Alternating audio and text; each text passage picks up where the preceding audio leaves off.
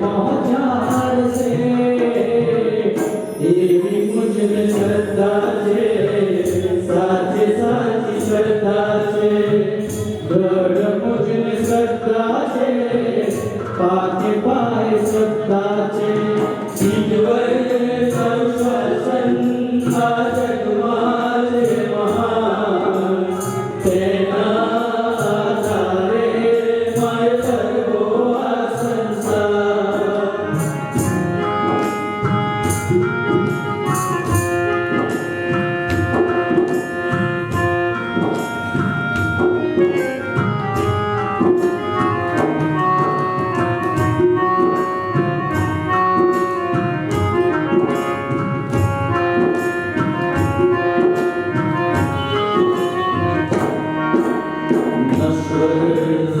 जाए साथ छोड़ से प्यारे निश्चय मारो हाथ पकड़ से समझण दे से सांत्वन दे से शक्ति बन दे से भूलो जो पड़ीश मुझे मार्ग दे निकाल से भूलो जो पड़ीश मार्ग सत्परे बता से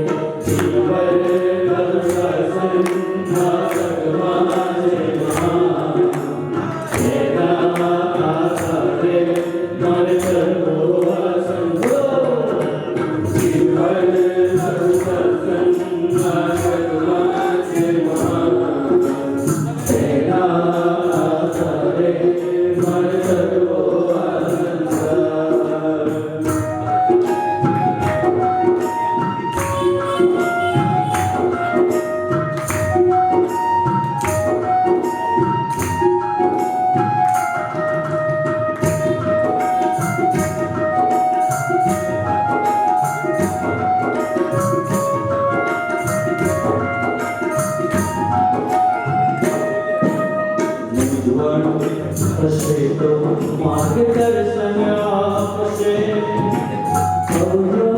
साची मने समझण आपसे मोक्ष मार्ग के कांधे आकर्षण आपसे पुरुषार्थ करसे आधार आपसे समर्पित रहे ध्यान सदा आपसे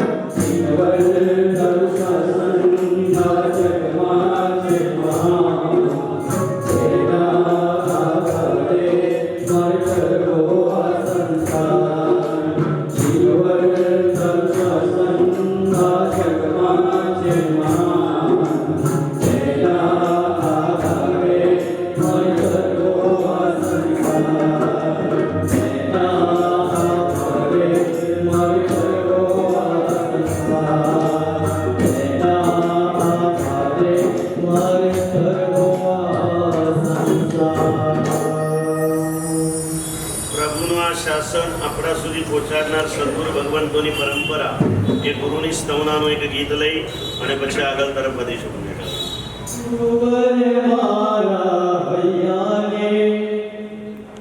લગની તમારી ભાતી છે જન્મ જન્મ સેવામાં રહું એવી ભાવના જાગી છે ગુરુ ભક્તિ નો લાભ જે પામે એ સાચો બળભાગી છે ગુરુ પરમ વૈરાગી છે તેના કહીએ પ્રભુ વિતરાગી છે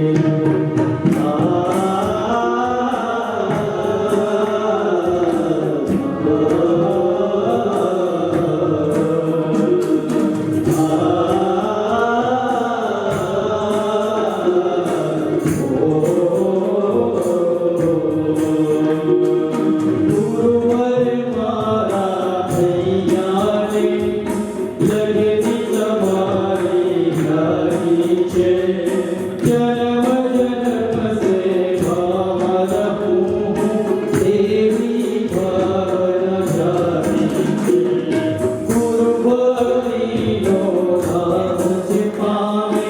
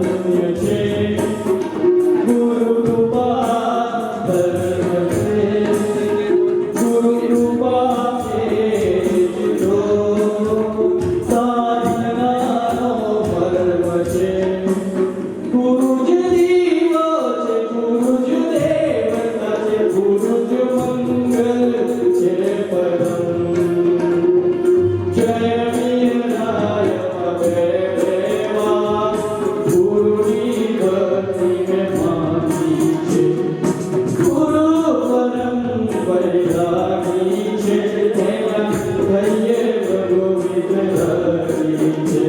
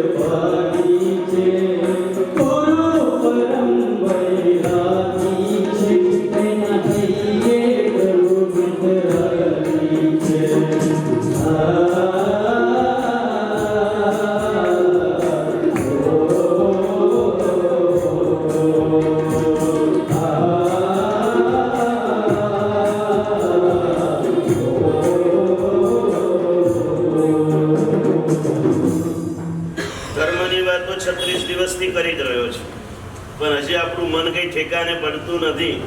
એટલે આજે કર્મનો સંદેશ સાંભળવો છે. કર્મની સ્થિતિનું અત્યંત હૃદયસ્પર્શી ભક્તિપદ સાંભળી અને પ્રવચનનો પ્રારંભ કરીશું. પુણ્યશાળીઓ, વ્યાખ્યાનમાં મેં તમને કીધેલું હતું, કર્મનો કોયડો અલબેલો એ હવે સ્નેહલભાઈના સુંદર મજાના સ્વરોમાં આપણે એને સાંભળ્યું.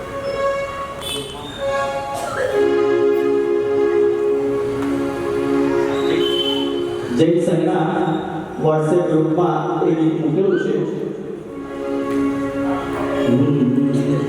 સામાયિકમાં ના હોય મોબાઈલ હાથમાં લેજો, સામાયિકમાં જ થાય. માનવ તનની મૂડી મળી છે અરે ખૂબ ધર્મનો થેલો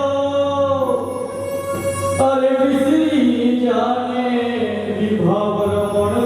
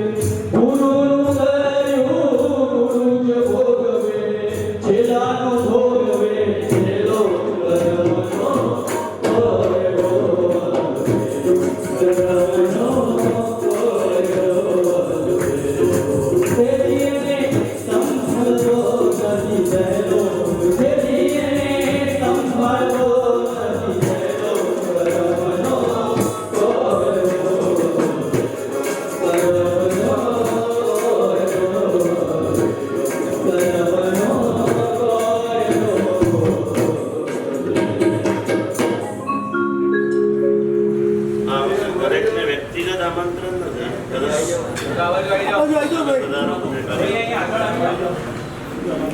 હા, આગળ આવો એટલે પાછળ જવું હોય તો જવું.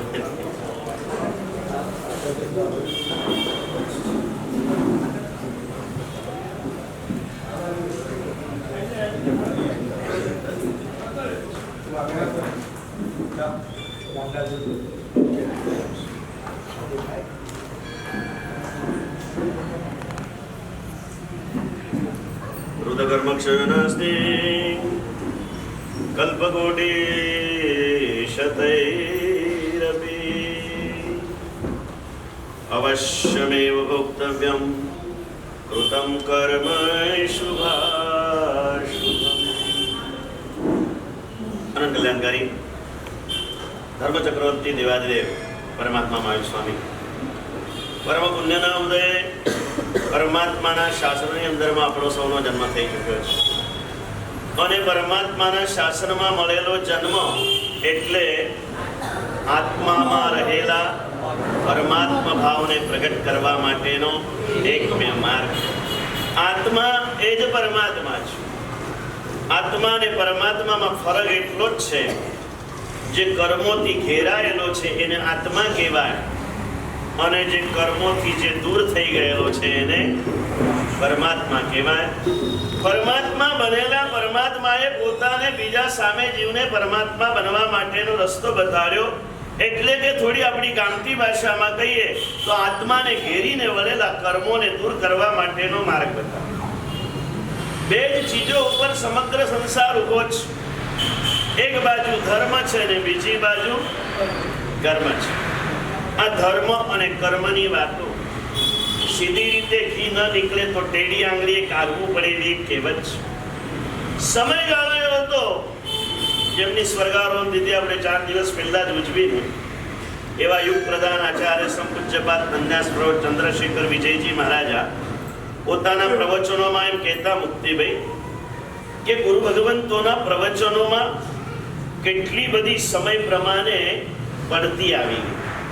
પહેલા કે અમારે માત્ર આવેલા જીવોને એટલું જ બતાવવું પડતું હતું કે ભાઈ તું ભવ્ય છે, મોક્ષમાં જવાનો અધિકારી છે અને તારે મોક્ષમાં જવું જોઈએ અને મોક્ષનું સ્વરૂપ બતાવી દઈએ ને એટલે આત્માઓ જાગી જતા અને પોતાના અધિકારવાળા મોક્ષમાં જવા માટે તૈયાર થઈ જતા. આનાથી વધારે કંઈ સમજાવવું જ નહોતું પડતું. પણ સમયગાળો એવો આવ્યો એટલા માત્રથી જીવ સમજવા ન લાગ્યો. મોક્ષની રળિયામની વાતો કરવા જતા મોક્ષમાં જવાનો ઉલ્લાસ એને નહોતો જાગતો. એટલે સામે એની નેગેટિવ વાતો બતાવવા માંડી કે ભાઈ આ મોક્ષમાં જવા માટે તને ઉલ્લાસ નથી જાગતો કેમ કે સંસારની માયાજાળમાં તું અટવાયો છે ને એ સંસારની અસારતા સમજાવવાની. પ્રવચનમાં આટલું જ હતું. સંસાર અસાર છે આટલી જ વાત પ્રવચનની અંદરમાં સમજાવવાની અને જીવો સમજી જતા અને અસાર એવા સંસારને છોડી સારભૂત એવા મોક્ષમાં જવા માટે જે સંયમ માર્ગે જવું પડે એ માર્ગે સહજ રીતે આવતા. સંયમનો મહિમા સમજાવવો નતો પડતો. સંસારની અસારતા સમજાઈ જાય એટલે સંયમના માર્ગે જીવ ચાલી જતા. સમય હજી પડતો આવ્યો. લોકોને સંયમની મહિમા પણ સમજાવવી પડી. સંયમની આવશ્યકતા સમજાવવી પડી. પડતા કાળની આ બધી નિશાનીઓ હતી. પ્રથમ તીર્થંકર યુગાદિદેવ આદિનાથના સમયગાળાથી આ ઘટનાને આપણે કેન્દ્રિત કરીએ. પહેલા એક સમય હતો પ્રભુ જન્મ્યા એ સમયમાં રાજનીતિ જેવી કોઈ નીતિ જ નહોતી. કેમ કે રાજ કરવું પડે, અનુશાસન કરવું પડે એવી કોઈ પરિસ્થિતિ જ નહોતી. એટલા માટે એની કોઈ જરૂર પણ નહોતી. પ્રભુ આવ્યા. જન્મ પછી પડતા કાળના એક એક લક્ષણ જ્યારે દેખાવા માંડ્યા, છેલ્લા એ લક્ષણોને નિયંત્રિત કરવા માટે આદિમમ પૃથ્વીનાથ આ ભરત ક્ષેત્રના અવસર્પિણી કાળના પ્રથમ રાજા તરીકે ઋષભદેવ ભગવાન બેઠા પછી ધીમે ધીમે લોકોની અંદરમાં દોષજનક પ્રવૃત્તિઓ ચાલુ થઈ. એટલે એને નિવારવા માટે રાજા પાસે લાવે. એટલે સૌથી પહેલા જે લોકો નાનકડો ગુનો કરીને આયા હોય ને એટલે એને સજા શું કરવાની ખબર ધર્મેન્દ્રભાઈ? હા, તે આવું કર્યું. આટલું કે એટલે પેલાને લાગે કે મેં કંઈક ભૂલ કરી છે, એટલે હાથ જોડીને કે મહારાજ હવે પછી નહીં કરું. હકાર નીતિ ચાલુ થઈ. કઈ નીતિ ચાલુ થઈ? હકાર નીતિ. કેવા થોડો સમય બહુ શાંતિથી ચાલુ, ખાલી એટલું જ એને કીધું, તે આવું કર્યું, બસ આટલું કીધું એટલે પેલાને લાગે કે મેં કંઈક ભૂલ કરી છે, આ ખરેખર કરવા જેવું નથી. સમય ગયો એટલાથી માણસને સમજવા માંડ્યો, કાળનો પ્રભાવ ધીમે ધીમે વધવા માંડ્યો. પછી એના પછી એટલાથી ન સમજા, બીજી વાર એ માણસ પાછો ગુનો કરીને આવ્યો ને, એટલે એને કીધું ભાઈ તને ખબર નથી પડતી, તને એકવાર તો કીધું તું, બીજી વાર ધ્યાન રાખજે, ફરી આવું કરતો એને કહેવાય મકાર નીતિ. હવે તું આવું કરતો નહીં એ કેવું પડે. તે આવું કર્યું એ પૂછ્યું માત્ર અને સામેવાળાને દોષની જાણકારી થઈ જાય એ હકાર નથી. તું ફરી આવું કરતો નહીં આવું કહી દઈએ એ મકાર નથી. અને એટલાથી પણ લોકો સુધરી જવા માંડ્યા. કાળનો પડતો પ્રભાવ આવ્યો એટલાથી પણ લોકો સામે હા પાડે, હા હા હવે ધ્યાન રાખીશ, હવે નહીં કરું. એના પછી પણ ગુના વધવા માંડ્યા. ત્રીજી વાર પાછો એનો એ માણસ દેખાયો એટલે પેલાને ખબર પડી. એટલે ભગવાન કે રાજા તરીકે તને શરમ નથી આવતી? ધિક્કાર છે તારી જાતને, આવા કામ તું કરે છે, તને શરમ આવવી જોઈએ. એ ધિક્કાર નીતિ, હકાર નીતિ, મકાર નીતિ અને ત્રીજી આવી ધિક્કાર નીતિ. આ ત્રણ નીતિઓ આવી. આ આવ્યા પછી પણ ધીમે ધીમે પડતો કાળ આવ્યો ને, એટલે એના પછી બીજી એક સોફ્ટથી માંડીને ઉપરની નીતિઓ ચાલુ કરી. એને કહેવાય સારના, વારના, જોઈના અને પડી જોઈના. આ ચાર નીતિઓ ચાલુ થઈ. પડતા કાળ પ્રમાણે ધર્મનો પ્રભાવ સાથે સાથે કર્મનો જોર બી વધતો. કર્મ નતા ત્યાં સુધી ધર્મ પણ નતો. કર્મનો પ્રવેશ થયો એટલે ધર્મ લાવવો. ધર્મની જરૂર ક્યારે પડી ભાઈ? કાલે વાત કરી હતી કે પેલા લોકો કે સાહેબ અમે તો પાપી, અમે શું ધર્મ કરવાના? એટલે મેં શું કીધેલું દીપકભાઈ? ધર્મ કોના માટે છે? પાપીઓ માટે જ છે. દવા જો દર્દી માટે છે તો ધર્મ કોના માટે છે ભાઈ? પાપીઓ માટે જ છે. આ હકાર મકાર ધિક્કાર પછી સાયના વાયના ચોઈના પડી ચોઈના આ નીતિઓ ચાલુ થતી ગઈ. ધીમે ધીમે ધીમે ધીમે જેમ કર્મ કરનારા નતા, કર્મના ઉદય પણ નતા, પડતા કાળ પ્રમાણે એક એક કર્મના ઉદયો ચાલુ થયા. સમયગાળો પ્રભુના જન્મ વખતનો એટલો બધો સુંદર હતો જેને શાસ્ત્રોમાં યુગલિક કાળ તરીકે વર્ણવ્યો છે. દેવો નતા પણ દેવતાઈ દિવ્ય જીવન અહીંયા ધરતી ઉપર જીવતા હતા. રાગ દ્વેષની માત્રા એકદમ અલ્પ હતી અને એના કારણે સહજ રીતે જીવન જીવી અંત સમયમાં સહજ રીતે આયુષ્ય કર્મ પૂરું કરી અને સીધા દેવગતિમાં જતા હતા. મોક્ષ પણ નતો, દુર્ગતિ પણ નથી. સમયગાળો આગળ વધતો ગયો. પડતા કાળની પડતી નિશાનીઓ ચાલુ થતી ગઈ અને લોકોના જીવનની અંદરમાં દોષોનો પ્રવેશ થતો ગયો. જેમ જેમ દોષો આવ્યા, જ્યાં સુધી કોરોના નતો તો કોરોનાની વેક્સિન શોધાઈ નહોતી. કોરોના આવ્યો તો સામે વેક્સિન પણ શોધાઈ. એ સાચા ખોટામાં આપણે જવું નથી, પણ દુનિયામાં જાજા જેટલા દુઃખો છે ને એની સામે એ દુઃખ મુક્તિના માર્ગ પણ પડેલા છે.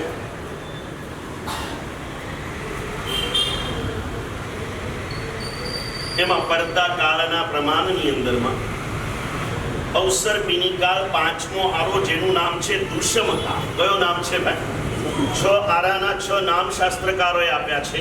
એમાં પાંચમો આરો જેનું નામ છે દુષ્મકાળ. અને આ દુષ્મકાળની અંદરમાં અંદરના ક્ષેત્રમાં દોષો વધારે રહેવાના, બહારના ક્ષેત્રમાં દુઃખો વધારે રહેવાના. આ નિશ્ચિત ઘટના છે. તમે લાખ દુઃખોને ટાળવાની કોશિશ કરો, જીવનમાં દુઃખો વધતા જ જવાના છે, કોઈ ઘટવાના નથી.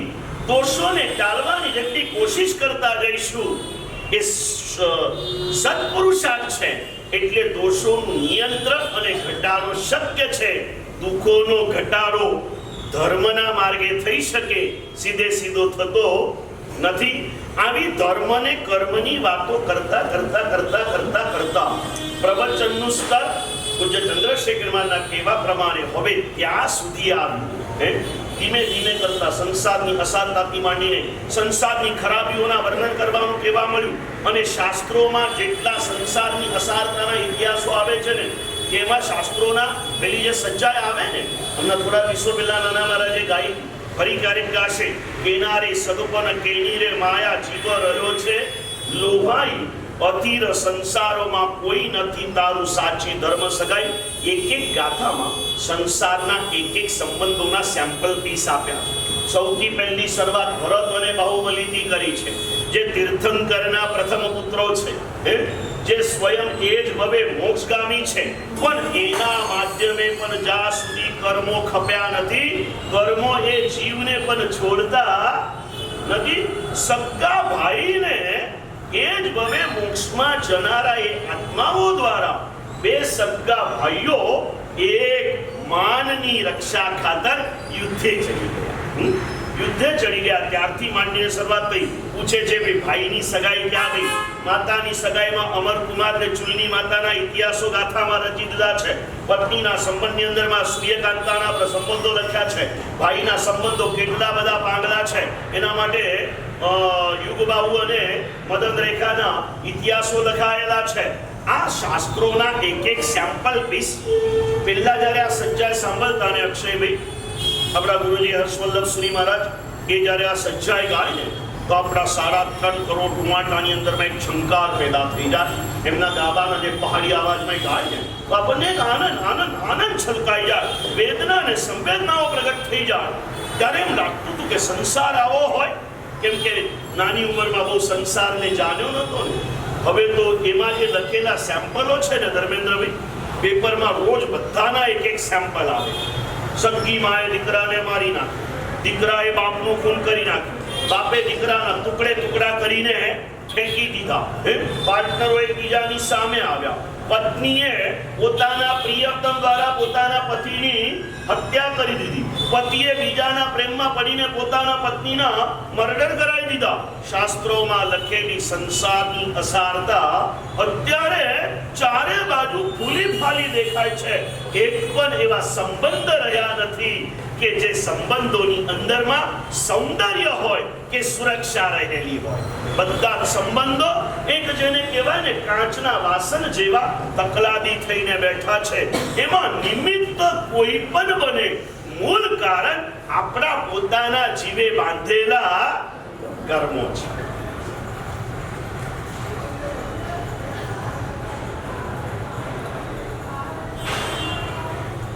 વર્તમાન કાળનું વર્ણન જો એક વાક્યમાં કરવું હોય તો કહેવાય કે જ્યાં દરેકના હૈયામાં સ્વાર્થ છે અને દરેકના જીવનમાં દર્દ છે, એનું નામ સંસાર.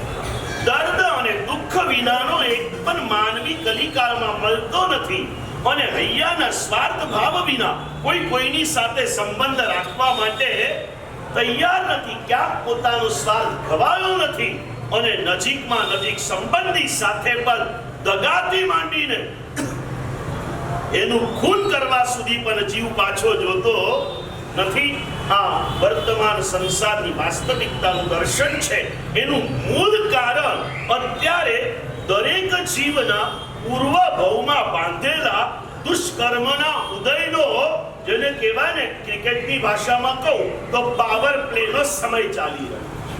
ચારે બાજુથી તમે ક્યાંક પગ માંડીને સ્થિર થવા જાઓ ને ત્યાં ક્યાંથી ક્યાં કઈ વેદના આવે ખબર પડતી નથી. પછી કોરોનામાંથી માંડ ઊભા નથી થયા તો ત્યાં મંકી પોક્સ આવી ગયો, એ ન થયું ત્યાં ત્રીજું કંઈક આવે. કોઈ આવે કે ન આવે, છેલ્લા સૌથી મોટો રાજરોગ આવે.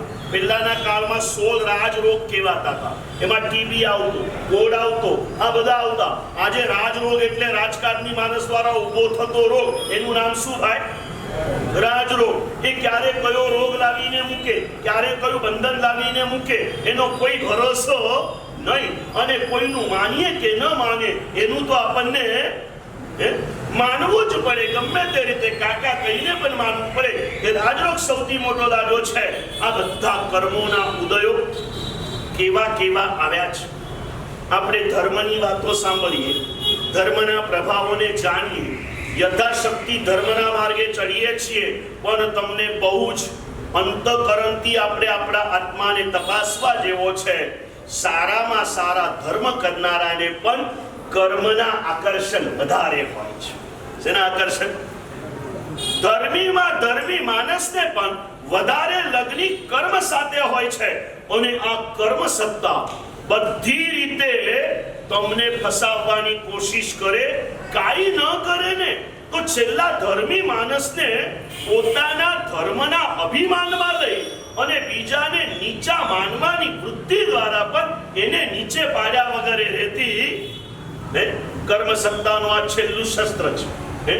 પહેલા નંબરમાં આપણને પોતાને ધર્મના માર્ગથી નીચે પાડે, પણ આપણે બહુ મજબૂત થઈને ટકી જઈએ, પછી આપણને ત્યાં જ ઉભો રહેવા દે અને પછી નીચે વાળાને બતાવતા જાય, જો અને ઘમંડ, પેલો હું તો આમ કરું, પેલો તો આવો છે, પેલો તો આમ કરે છે, પેલો તો આમ કરે છે, એમ નીચે વાળા પ્રત્યેની નીચાન વૃત્તિ જોઈ અને આપણને નીચે પાડવાની કોશિશ કરે. અને એટલા માટે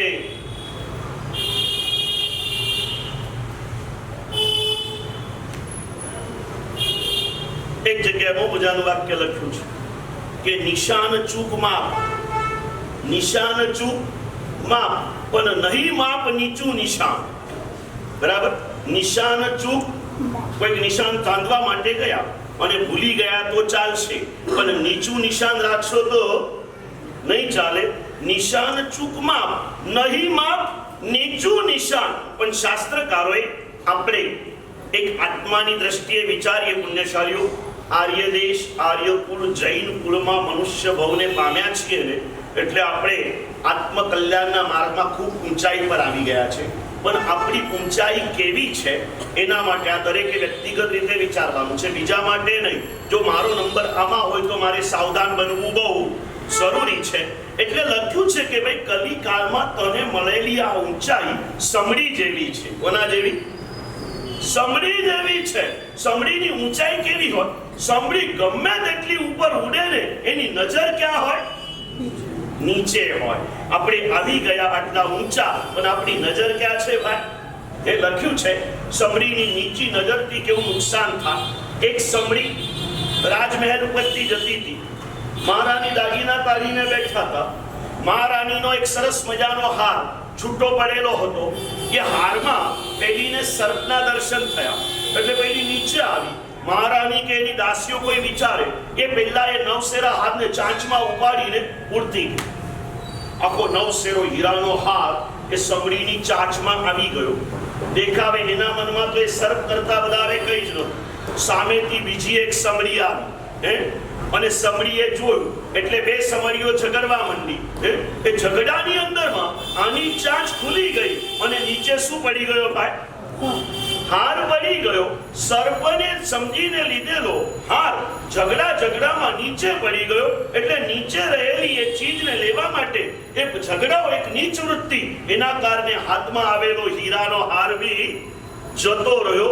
અને એટલા માટે સાવધાની રાખવાની છે. ઊંચે આવ્યા છીએ, ધર્મ કરીએ છીએ, પણ પ્રેમ આપણો કોની સાથે છે ભાઈ? કર્મ સાથે. કર્મ છૂટતા નથી. ધર્મનો પ્રેમ દરેકના હૃદયમાં છે, પણ પાપ માટેનો ડર હજી સુધી આપણા હૃદયમાં પેદા થયો નથી. અને એટલે ધર્મ કર્યા પછી પણ ધર્મના ફળ કરતા કર્મ તરફ આકર્ષણ આપણું વધતું જાય ધીરે ધીરે ધીરે ધીરે. એટલે ઘણી વાર સરસ મજાની એક નાનકડી વાત આજે ખુલાસાથી કરવી છે. આપણે સંસારના પરિભ્રમણનું કારણ ધર્મ કે કર્મ? આપણો આત્મા સંસારમાં જે ભટકી રહ્યો છે એનું કારણ ધર્મ છે કે કર્મ છે? બરાબર છે, કર્મ છે ને ભાઈ. શાસ્ત્રકારો કહે છે નહીં, સંસારના પરિભ્રમણમાં તે કર્મો બહુ ઓછા કર્યા છે, ધર્મ વધારે કર્યો છે. બેસે છે વાત? ધર્મ નથી બેસતી. કર્મ ઓછા કર્યા છે, ધર્મ તે વધારે કર્યો છે. કેમ કે સંસારના પરિભ્રમણમાં અધિકમાં અધિક કાળ આપણે અસંગની અને અબુજ અવસ્થામાં પસાર કર્યો છે. એ સમયમાં આપણે ધર્મ તો નથી કર્યો, પણ કર્મો પણ નથી કર્યા. અને કર્મ જ્યારે જીવ કરે છે ને, સિંહના ભવમાં આપણે હિંસાઓ કરી, શિકારીઓના જન્મ લઈને હિંસાઓ કરી, આ બધું કરતી વખતે છે ને હૃદયમાં ક્રૂરતા જરૂર હોય, પણ એની અંદરમાં બહુ ડીપનેસ ના હોય. એ લોકો જન્મ્યા જેવા કુળમાં હોય, એમને એ જીવન લાગતું હોય. શિખરજીના સંગમાં ઘણા બધા સ્ટેટ ક્રોસ કરીને ગયા, નક્સલવાદીઓની વચ્ચેથી પસાર થયા. કેન્ટો ન ખાય એટલે આજુબાજુવાળા નક્સલવાદીઓ આવીને બેસી જાય. માણસ જ દેખાય ને, એમાં શું નક્સલવાદી દેખાય? અને ત્યાં અમારા 2 પ્રવચનો રોજ ચાલતા, યાત્રિકો માટે ગુરુદેવના ચાલતા અને આદિવાસી લોકો માટે મારા પ્રવચનો ચાલતા. નીકળ્યા ત્યારે બધા ડરાવેલા હતા. આખું પેલું ફૂલન દેવીની ચંબલની ખીણ પસાર કરીને નીકળ્યા અમે લોકો. કોઈ તકલીફ ને 171 દિવસમાં એ લોકો આવીને બેસે ને, અને એ લોકો સામે મારા પ્રવચનો ચાલે. 500 700 લોકો આવીને બેઠા હોય, પ્રવચનો ચાલે અને એટલા બધા ભાવથી પ્રવચનો સાંભળે. એમાં સૌથી મોટો ફાયદો અમને એ થતો જીતુભાઈ કે અમારે ઘડિયાળ નહોતી જોવી પડતી, કેમ કે એમની પાસે ઘડિયાળ નહોતી. ઘડિયાળ વાળા પાસે બેઠા હોય તો અમારે ઘડિયાળનું આમ બેઠા હોય પગ પકડીને અને આમ આપણી સામે જ જોયું, આડું અવળું કઈ નહીં. કેમ કે આ 16-17 વર્ષ પહેલાની વાત, ત્યારે એ લોકો પાસે મોબાઈલ બી નહોતા. નહીં તો અહીંયા બેઠા બેઠા કોઈને કંટાળો આવે તો બેઠો હોય સામે, પણ નજર ક્યાં હોય? આ બધું ચાલુ જ હોય, સામે જ જોયા કરે. અને આ બધાને જે મેં સામે બોલાયા એનું કારણ તમને આજ માટે નથી કહેતો. પ્રવચન શ્રવણના કેટલાક લક્ષણો બતાવ્યા, નિયમો બતાવ્યા છે. એમાં સૌથી પહેલો નિયમ છે ગુરુ દ્રષ્ટિમાં દ્રષ્ટિ રાખીને પ્રવચન સાંભળો. કેટલાક લક્ષણો યાદ આવ્યા એટલે તમને કહી દઉં. પહેલું લક્ષણ છે ગુરુ દ્રષ્ટિમાં દ્રષ્ટિ રાખ. નંબર 2, પ્રવચન સાંભળતી વખતે હૃદયની અંદરમાં પ્રવચનકાર પ્રત્યે ઉછળતો સદભાવ રાખો. જે પ્રવચનો સાંભળતા જાઓ ને, સાંભળતા અપૂર્વ છે, આ અપૂર્વ છે, આવું તમે કદી સાંભળ્યું જ નથી, એવો એક બહુમાન ભાવ હૃદયમાં રાખો. એ બહુમાન હૃદયમાં જાગે ને એટલે 2 રીતે બહાર દેખાય. એક તો રોમાંચ ખડા થાય અને આંખમાંથી કાં તો પોતાની પાપના પશ્ચાતાપના, કાં તો કંઈક સારું જાણવા મળ્યું એના આનંદના અશ્રુ વહ્યા કરે. કેટલા લક્ષણ થયા? 4 થયા. દ્રષ્ટિમાં દ્રષ્ટિ, પછી હૃદયમાં અહોભાવ, રોમાંચ ખડા થાય, આંખમાંથી અશ્રુ ઝરે, અને 5મું લક્ષણ બતાવ્યું છે પ્રવચન થયા પછી. અહીંયા તમે લોકો નથી બોલતા, હમણાં અમે ક્યાંથી આવ્યા? પ્રવચન થઈ જાય ને એટલે લોકો બોલે ધન્યવાણી. સમજ્યા ભાઈ? આ એક કોમન થઈ ગયું. પણ ધન્યવાણી બોલો એટલા માત્રથી નહીં, આમ ઉઠ્યા પછી પ્રવચનકાર પાસે જઈ, સાહેબ કમાલ થઈ ગઈ, આજે આનંદ આવી ગયો. કદાચ સાહેબ પાસે ન જઈએ, એકબીજાને કહીએ કેવું સરસ સાંભળવા મળ્યું, કેટલો આનંદ. એટલે કે એને બહુમાનના વચનો કહેવાય. આ 5 લક્ષણો જ્યારે પ્રગટ થાય ને ત્યારે એ પ્રવચન આપણે પરિવર્તનનું નિમિત્ત બની શકે. આ 5 વસ્તુ ક્યારે પણ પ્રવચન સાંભળવા બેસો ને સાઈડમાં ના જશો, સામે આવો. ક્યાં આવજો ભાઈ? સામે આવીને બેસજો. ભાઈઓ એ બધાએ કમ્પ્લેટ સામે બેસવું જોઈએ અને ગુરુ દ્રષ્ટિમાં દ્રષ્ટિ મિલાવવી જોઈએ. અને એ રીતે રોમાંચિત થાય દેહડી રે, દેહને રોમાંચિત થાય, આંખો હર્ષથી ગદગદ થાય, હૃદય બહુમાનથી ભાવિત થાય, અને પછી એની પ્રશંસાના 4 શબ્દો નીકળે. તમને અંદરમાં જે લાગે. થોડા દિવસે એકાદ જણ આવી શૈલેષભાઈ મને કે સાહેબ સાચું કહું, આપના પ્રવચનો એટલા બધા ગમે છે. એ પ્રવચનો ગમે એ એની પાત્રતા છે, મારા પ્રવચનનો પ્રભાવ નથી. કેમ કે પ્રવચન બોલવા વાળો ગમે તે હોય, વાત પ્રભુ વીરની છે, ગમવી જ જોઈએ. તને ગમી ગયો એ તારી પાત્રતાની નિશાની છે. પણ તને ગમી જાય એટલા માત્રથી નહીં. જેને 1 કલાક મહેનત કરીને તને આ પ્રવચન આપ્યું છે ને, ક્યારેક જઈને એની અનુમોદના કરજે, એની પ્રશંસા કરજે. હું કાયમ માટે કહું, પ્રશંસા તો પશુને પણ પ્યારી છે, માણસને કેમ ના હોય ભાઈ? કરજો. 2-4 દિવસે એકાદ જણ આવીને મને જરૂર કે સાહેબ આપનું પ્રવચન એક શબ્દ પણ છોડવાનું મન નથી. સાહેબ આપનું પ્રવચન આવું છે. હોય કે ના હોય કહેતા રહો. કદાચ હું નબળો બી હોઉં ને તો મને એમ લાગે કે ના, ખરેખર મારાથી કંઈક અસર થાય છે, મારા અંતરનો ઉલ્લાસ વધે ને. 1 જણથી વધેલો ઉલ્લાસ 1000 જણને કામ કામ લાગી શકે છે. આ કરવાનું છે. હું નથી કહેતો પ્રિય વચન કરીને પાંચમું લક્ષણ બતાડ્યું, અને આ મારા માટે નથી કહેતો. કોઈ પણ ગુરુ ભગવંત આવે ક્યારેક ક્યારેક જોઈએ તો એની પણ સિસ્ટમ શૈલેષભાઈ ગોઠવી દેવાની. બરાબર છે ભાઈ? સોમવારે તારે જઈને મારા સાહેબને કહેવાનું, મારા સાહેબ આપનું વ્યાખ્યાન જબરદસ્ત, 120 જણા એવા રાખવા. એ કમિટી જ બનાવી દેવાની. 120 જણા રોજ જઈને મારા સાહેબને એક જણાએ કહ્યું, સાહેબ આજના વ્યાખ્યાનમાં, અને તમને ખબર ન પડે તો શૈલેષભાઈને પૂછી લેવાનું આજે શું કહેવાનું છે સાહેબજીને, એટલે શૈલેષભાઈ તમને બાયોડેટા બનાવીને આપી દે. એટલું તમારે જઈને સંભળાવી આવવાનું. અમે આપણે ઘણાને ઘણું સંભળાવતા હોઈએ છીએ, થોડું ક્યારેક મારા સાહેબને સંભળાવી દે.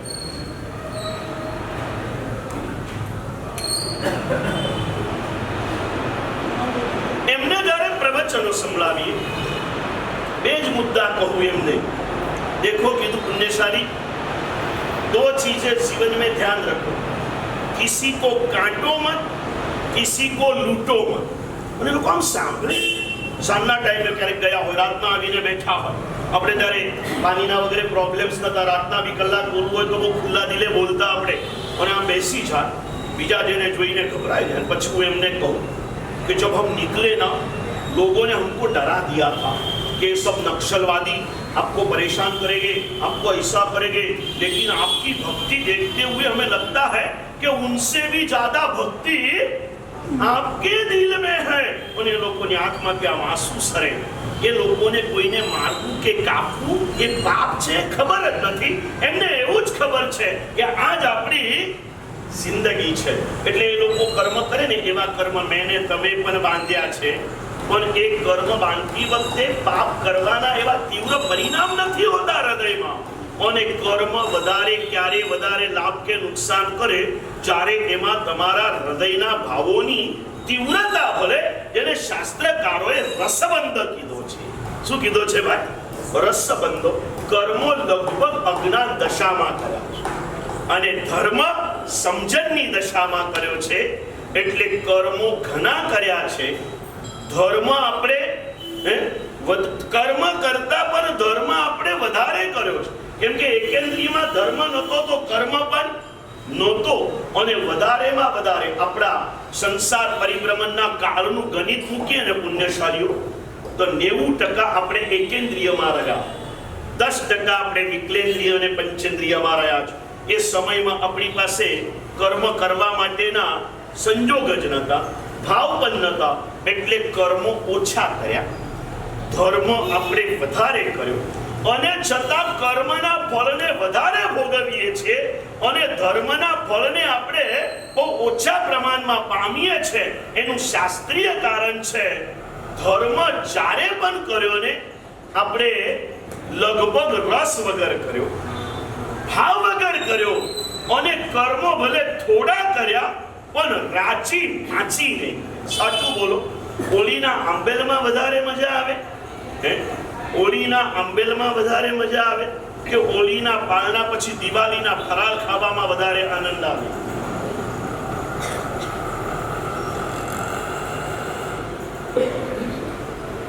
વર્ષી તપના તપસ્વીઓએ વર્ષી તપનું ઉલ્લાસપૂર્વક કર્યો.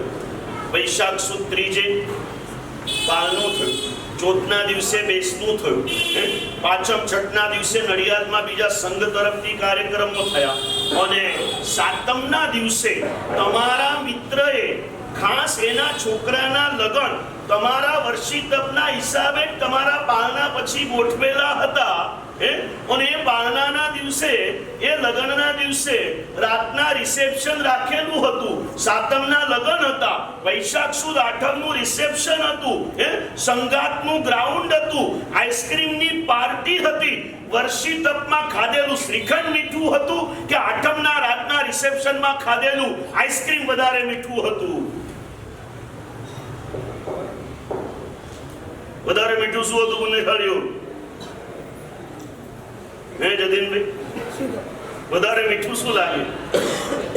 ધર્મચક્રનો શ્રીખંડ મીઠો કે રિસેપ્શનનું આઈસ્ક્રીમ વધારે મીઠું? તમે કંઈક તો બોલો ને, કાં તો એટલું તો બોલો કમસે કમ. ધર્મેન્દ્રભાઈ તમને વડીલ તરીકે સંગે રાખ્યા છે, કહેવાનું સાહેબ નમ્ર વિનંતી, અમારા નડિયાદમાં આવી વાતો તમે કરશો નહીં. અમારા નડિયાદના વર્ષિતવાળા એકે જણાએ વૈશાખ સુદ આઠમે રાત્રિ ભોજન કર્યું નથી. નહીં કર્યું ને આપણે પોઝિટિવમાં જઈએ,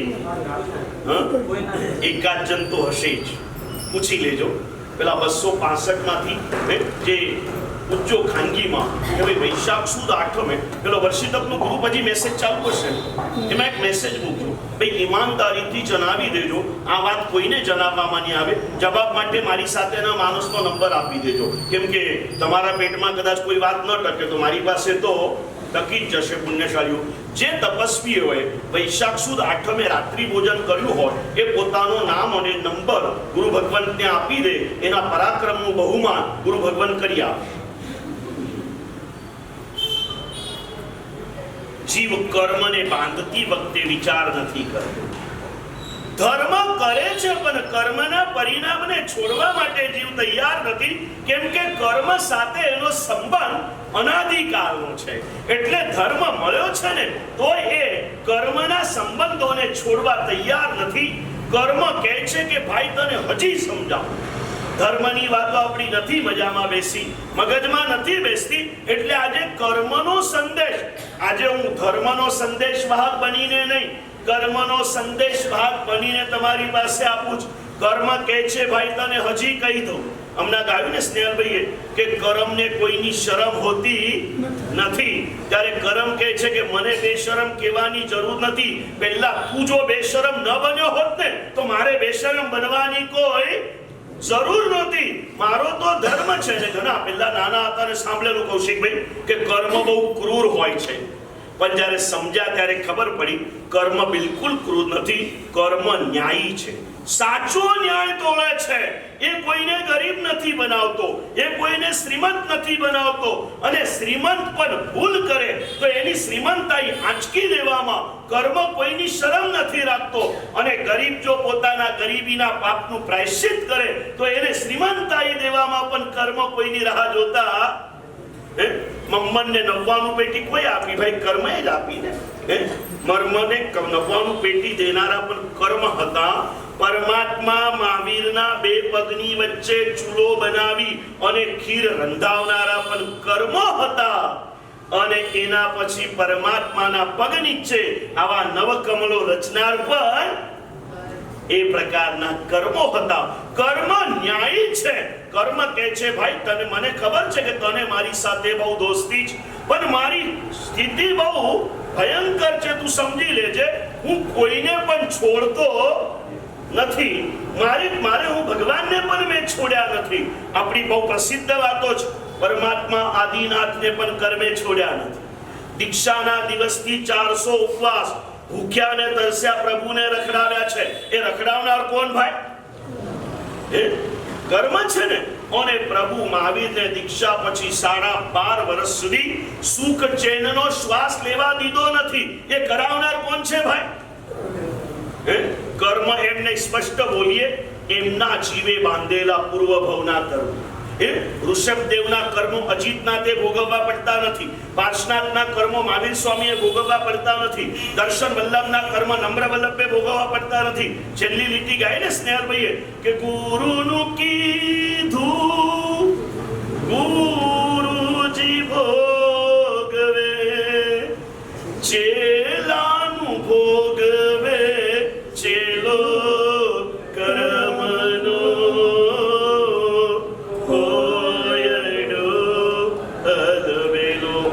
એના કર્મો એને ભોગવવા પડ્યા. કેવા કેવા કર્મો? યાદ રાખજો, લાખ પ્રયાસ કરો, કર્મો ભોગવ્યા વગર ગમે તેટલા બચવાની કોશિશ કરજો. આ દેખીતી દુનિયાની નજરથી આપણે આપણી જાતને બચાવી શકીશું. કર્મ સત્તાના રાજમાં કોઈના કોઈ પાપ છુપાતા, પાપ છુપાયા ના છુપે, છુપે તો બડા ભાગ, દાબી દૂબી ના રહે.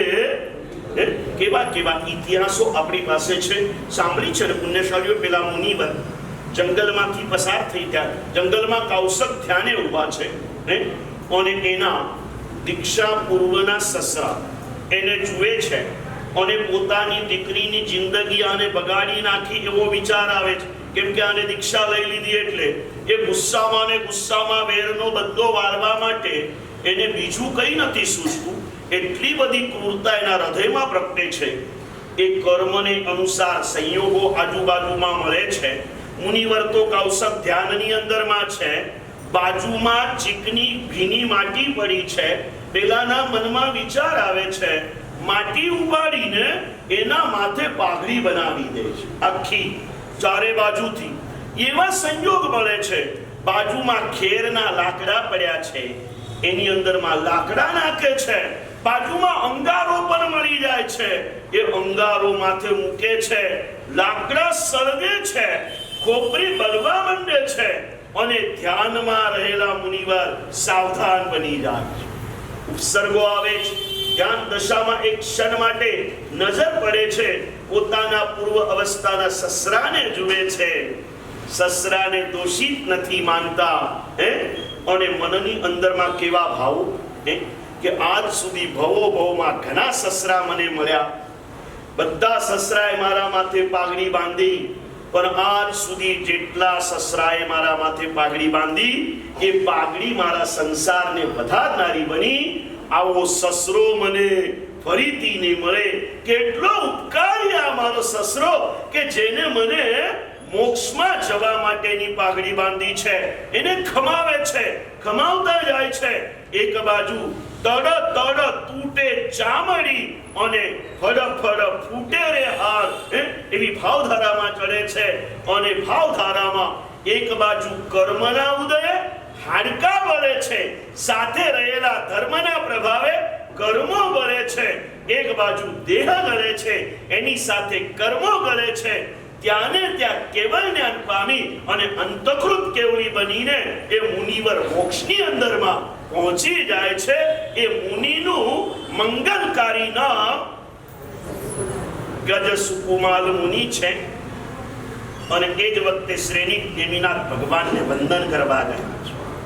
ગજ સુકુમાલ એટલે શ્રેનિકના એક જ નાના. શ્રેનિકને 6 મોટા સગા ભાઈઓ હતા. તમે જાણકારી મળ્યા મુજબ એને કંસે મારી નાખેલા હતા, પણ કોઈ કોઈને મારી શકતું નથી, કોઈ કોઈને જીવાડી શકતું નથી. કંસે જ્યારે પણ મારવાની કોશિશ કરી છે ને, કે જન્મેલા બાળકોના પુણ્ય શાસન દેવોએ એ બાળકોને લઈ અને બીજા એક શેઠના ઘરે મૂકી દીધા છે. 7 થયા આગળની લાંબી ઘટના પછી શ્રેનિકના દેવકીને કૃષ્ણ મહારાજાના એના પહેલાના 6 મોટા ભાઈઓ એ બીજી જગ્યાએ મોટા થયા. પછી નિમનાથ પાસે દીક્ષા લીધી છે અને વિહાર કરતા એક દિવસ જ્યારે અહીંયા આવ્યા છે અને દેવકી માતાના ત્યાં બે ના ગ્રુપે આ 3-6 જણા કોચરી ઓરવા જાય છે. એક સરખા દેખાતા મહાત્મા 3 વખત કોચરી આવ્યા એટલે દેવકીને થયું કે આ એક મહાત્મા એક જ ઘરમાં 3 વાર કેમ આવ્યા? એને આવ્યા એનો આનંદ છે, પણ એકના એક મહાત્મા એકના એક ઘરે એક જ દિવસમાં 3 વાર જા, એ સાધુની ક્યાંક શિથિલતા જો હોય તો એને નિવારવાનું કામ માં જ એવી શ્રાવિકાઓ કરતી. પણ એ નિવારવાનું કામ કરવાના પણ રસ્તા જેને આવડતા હોય એને આવડે. ઇન્જેક્શન આપતા ન આવડતું હોય તો હાથમાં લઈને મંડી નહીં પડવાનું, એ જેને આપતું હોય ત્યાં પહોંચાડી દેવાના. સમજ્યા ને ભાઈ? ઘણા લોકો આવા ઓપરેશનો કરવા નીકળે છે પણ ડોક્ટર નથી હોતા, હજામ હોય છે. હજામ બનીને ડોક્ટર કરવા જાય તો ક્યારેક કેસ સુધરવાના બદલે બગડી જા. અને પ્રભુને જઈને પૂછે ત્યારે પ્રભુ કહે છે કે દેવકી, આ તારા કૃષ્ણ પહેલાના 6 બાળકો 6 તારા છે ને, દેખાવે હવે એક સરખા દેખાય છે. બાકી 2 જણા જે આયા ને 3 વખત એ બધા જ અલગ હતા, એકના એક નહોતા. જાણ્યું, ઘરે આવીને મનમાં એક દુઃખ થયું, મને 7 બાળકો થયા પણ એકને પણ મારા અંતરના અમૃત હું પીવડાવી શકી નહીં. કૃષ્ણે માની વેદનાને દૂર કરવા શાસનદેવની આરાધના કરી અને માને 8મું સંતાન જન્મ્યું, જેનું નામ પડ્યું ગજ સુકુમાર. અને એના લગ્ન નક્કી થયા અને લગ્ન નક્કી થયા પછી નેમનાથની દેશના સાંભળીને દીક્ષા લીધી. સગાઈ પણ નથી થઈ, પણ વાગદત્તા જેને કહેવાય, વચનથી અપાઈ ગયેલા અને સમય હતા. વચન તો જવા દો, એકવાર એક સ્ત્રી મનથી કોઈને પતિ માની લે પછી જિંદગીમાં બીજાનો પતિ તરીકે વિચાર પણ ન કરે એ સમયગાળા હતા, એ બધું પરિવર્તન થઈ ગયું. અને આને દીક્ષા લીધી અને પેલી કુંવારી રહી ગઈ એટલે બાપને પોતાની દીકરીને આને દુઃખી કર્યા જેવું લાગ્યું અને આટલી કઠોર ઉત્સર્ગ એની ઉપર કર્યો. નેમિનાથ ભગવાને પૂછ્યું કે ભાઈ મારા ગજસુકુમાર ભાઈ ક્યાં છે? અને નેમિનાથ ભગવાને કીધું કે ભાઈ તારા ભાઈ આજે મોક્ષમાં પહોંચી ગયા છે. પેલાને એક બાજુ આનંદ એક બાજુ દુઃખ કે પ્રભુ કેવી રીતે? તો કે ભાઈ આ રીતની ઘટના બની. તો કે આ કોઈએ કર્યું? પ્રભુએ નામ ના એ કે તું જ્યારે ગામમાં જઈશ ને અને તારા દ્વારિકાના પ્રવેશ સમય તને જોઈને જેને હાથ ફેર થઈ જાય ને એને આ કામ કર્યું છે એમ જાણી લેજે. અને કૃષ્ણ આયા વેદના સાથે અને જ્યારે અંદર પ્રવેશા ત્યારે પેલો જે સોનાર હતો ને એ ત્યાં ડરી ગયો કે કૃષ્ણને ખબર પડશે તો મારી શું હાલત થશે. હાથ ફેલ થઈને પડી ગયો અને ત્યાં મરી ગયો. પણ જવા દો એ વાત. પછી પૂછ્યું કૃષ્ણે ભગવાન નેમિનાથને કે ભગવાન આને આટલા બધા તીવ્ર ક્રૂર પરિણામ કેમ ચાલ્યા? એનું કારણ ગજસુકુમારના આત્માએ પૂર્વ ભવમાં બાંધેલા કર્મો હતા.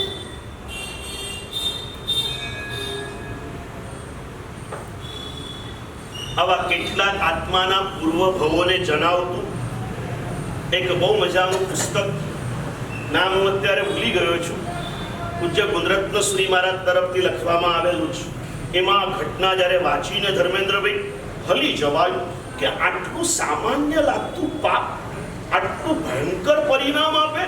ગજસુકુમાર પૂર્વ ભવમાં એક સાર્થપતિ જેવા હતા. પોતાના મજૂરો કારીગરોને લઈને જંગલની અંદરમાં ગયેલા હતા અને એ વખતે બધાના બપોરના જમવા માટે ગરમ ગરમ રોટલા રસોઈયા બનાવી રહ્યા હતા અને રોટલા બનીને તૈયાર હતા અને ગરમ ગરમ રોટલા એક ઉપર એક મૂકો ને એટલે એની ગરમી ભરપૂર હોય, પાછા ઢાંકી દેવામાં આવે. એટલામાં એક મજૂર ત્યાં આવ્યો. એ પેલો સાર્થપતિ ત્યાં હાજર હતો. એ દિવસે મજૂરે કોઈ કામથી ટાલ કરી હશે એટલે એની ખુલ્લી ટાલ હતી. આ સાર્થપતિને એની મજાક કરવાનું મન થયું એટલે ટાલ પર પેલા હાથ ફેરવ્યો. માલિક છે ને પેલો મજૂર કઈ કરી નથી શકતો અને શું એને દુર્બુદ્ધિ જાગી, ગરમ ગરમ રોટલો જે તાજો ઉતર્યો ને એ લઈને સીધો એના તાજા ટાલ ઉપર મૂક્યો. એટલે પેલાને ભયંકર ગરમી લાગી, પેલો ચીસો પાડે ને એટલે હસી હસીને પેલો રોટલો દબાવે હજી. અને એમ કરતા કરતા એ ગરમીથી પેલાની ખોપરી ફાટી ગઈ. દુર્ધ્યાનમાં મરીને દુર્ગતિમાં ચાલ્યો ગયો. સંસાર આગળ વધ્યો. પેલો શેઠ પછીથી પ્રાયશ્ચિત કર્યું હશે, એકાદ બહુ કદાચ અંતર હશે, ગજસુકુમાર તરીકે જન્મ્યો અને પેલો જ માનસ આ સોનાર તરીકે જન્મ્યો. પૂર્વ ભવમાં એકબીજા સાથે બાંધેલા સંબંધો, કર્મ સત્તા એવા સંબંધીઓને, સારા કે ખોટા સંબંધીઓને પોતાની જગ્યાએ ભેગા કરે છે. બેનું મિલન થયું. આનું પૂર્વ ભવનું પાપ જાગ્યું અને પેલાના મનમાં રહેલો પૂર્વ ભવનો દ્વેષ જાગ્યો. એકના માથે મૂકેલો ગરમ રોટલાએ આના માથે આખો ચૂલો સળગાવી દીધો. અને એટલે તો અમારા સંસારી માસી કહો, કાકી કહો, સીએમ સાહેબના મમ્મી અમારા માસી બી થાય, મોટા મમ્મી બી થાય અને અમને અઠવાડિયે એકવાર આ રીતે બાપના ડરની વાતો બતાવતા. અને એમાં એક વાક્ય કાયમ કહેતા, બંધો સમયે ચિત્ત ચેતીએ ઉદયે શો સંતા. અને બીજું એક વાક્ય શીખવાડેલું પુણ્યશાળીઓ કે હસતા તે બાંધ્યા કર્મ, રોતા પણ નવી છૂટે. વાતો કેટલી વાર સાંભળી પણ એના મર્મને નહીં નતા સમજ્યા. પણ આ પુસ્તકમાં આ બધા પૂર્વ ભવો એના દુઃખના કારણો બતાવ્યા. ખંદક મુનિની વાત સાંભળી દીપકભાઈ? આખી ચામડી ઉતારી દીધી છે. સાંભળી છે ઘટના કે નથી સાંભળી? નમો નમો ખંદક મહામુનિ, ખંદક ક્ષમાના ભંડાર. રે ખંદક ક્ષમાના ભંડાર છે. એક ખંદક મહામુનિ દીક્ષા લીધેલા રાજકુમાર નીકળ્યા છે. વિહાર કરતા કરતા એમના દીક્ષા પછી એમના બેનના લગ્ન જે રાજ્યમાં થયા હતા ત્યાંથી નીકળ્યા બેન રાજમહેલના ઝરૂકામાં બેસી છે. પેલાને તો ખબર જ નથી કે આ મારા બેનની નગરી છે, કેમ કે એમના દીક્ષા પછી લગ્ન થયેલા છે. સહજ ભાવે મસ્તીથી પોતાની સાધનામાં ગામમાંથી આહાર લઈને જંગલ તરફ જઈ રહ્યા છે. ઓલે પેલા બેને પોતાના ભાઈને ઓળખી લીધા. કૃશ થઈ ગયેલી કાયા, અલમસ્ત કાયા કૃશ થઈ ગઈ છે. કંચન જેવી કાયા કોળસા જેવી થઈ ગઈ છે, પણ મોઢા ઉપરના તેજ જુઓ ને તો સૂરજના તેજ પર ઝાંકા ઝાંકા લાગે. પેલો સૂરજ પણ ઝાંખો લાગે. કેવી સુંદર છે આ મુનિવરની શોભા, એવી સરસ મજાની ભાવધારા. એના આંખમાંથી આંસુ સર્યા. મુનિ તો નીકળી ગયા. બાજુમાં બેસેલા રાજાએ જોયું કે આ મુનિને જોઈને મારા રાણીના આંખમાં આંસુ આવ્યા. નક્કી લાગે છે મારા લગ્ન પહેલા એને આની સાથે પ્રેમ કર્યો હશે. આ વિચાર આવ્યો. પૂછ્યું ઘાસ્યું કાંઈ નહીં. રાણી વિચાર કરતી હતી કે આપણે થોડી વારે મુનિવરને વંદન કરવા રાજાને લઈને જઈશું. રાજા નીચે આવ્યા, 4 ચંડાળોને બોલાવ્યા અને આજ્ઞા કરી દીધી કે ભાઈ, પેલા જે મુનિવર જાય છે ને, ઢોંગી છે, ઉતારા છે, એ જેવા ત્યાં જાય ને, ત્યાં જઈને એની આખી ચામડી ઉતારી નાખજો. અને ઉતારતી તમને દરેકને એક જે કંઈ હતું મહેનતાનું નક્કી કર્યું. બીજી સૂચના આપી, જો તમે માથાથી માંડીને પગ સુધીની ચામડી અખંડ ઉતારી આપશો ને તો તમને ડબલ મહેનતાનું મળશે. અને પેલા 4 ગયા હતા. મુનિવર તો કૌશલ ધ્યાનમાં જ. એને જોયા પછી મારવાનું મન જ ન થાય. મુખનું તેજ, મુખની પ્રશાંતિ. પણ ચંડાળો પૈસાના પ્રેમી એટલે પેલા ત્યાં ગયા. પૂછ્યું મુનિવરે, કેમ ભાગ્યશાળીઓ? તો કે આમ છે. તો કે કાંઈ વાંધો નહીં, રાજાની આજ્ઞા છે, તમે પાલન કરો પુણ્યશાળીઓ. બોલો હું કઈ રીતે ઉભો રહું જેથી તમને ચામડી ઉતારનારા ચંડાળોને પૂછે છે કે ભાઈ તમને તકલીફ ન પડે એ રીતે હું ઉભો રહું. આટલું એક ગુણ આજે વાતમાંથી વાત નીકળી એટલે કહું. બેસનું કરતી વખતે એટલો વિચાર કરશો ને, પીરસનારાને પૂછવાનું કે તમને તકલીફ ન પડે એ રીતે બેસી જાઓ. બરાબર ને પુણ્યશાળીઓ? નાનકડી ઘટના, એની ઉપર આજે ચર્ચા નથી કરી. આજે સંવેદનના ભાવમાં જવું છે. અને એવા ઉભા રહ્યા અને પેલા ચંડાળોએ પગ માથાથી માંડીને પગ સુધીની આખી ચામડી એક પણ ટુકડા વગર ઉતારી. મુનિવર શુભ ધ્યાનમાં રહ્યા. ક્ષપક શ્રેણી મંડાઈ ગઈ. કેવળ જ્ઞાન, કેવળ દર્શન પામી નિદ્રા દશાને પામી અને મોક્ષમાં પહોંચી ગયા. કાયા તો એક દિવસ ઢળવાની જ હતી, એ ઢળી પડી. લોહીના ખાબોચિયામાં કાયા ગઈ. ઓઘા બીઘા બધા ત્યાં જ ગયા. રાણી હજી ત્યાં જવાના વિચારો કરે છે. એટલામાં રાણી થોડાક મહેલમાં ત્યાં બેસી જ છે, હજી ત્યાં જ ભાઈ મહારાજના વિચારમાં. એટલામાં આકાશમાંથી એક સમડીના મુખમાંથી માંસનો લોચો રાણીના ઝરોકામાં પડે. રાણી અચાનક ચોંકે અને હજી કંઈક વિચારે. ત્યાં ઝરોકામાં થોડું પાણી બી પડેલું હશે, તો એ પાણીની અંદરમાં લોહી થોડું નીકળી ગયું અને એનામાં એ માંસના ટુકડામાં એ ઓઘાનો પાટો દેખાયો.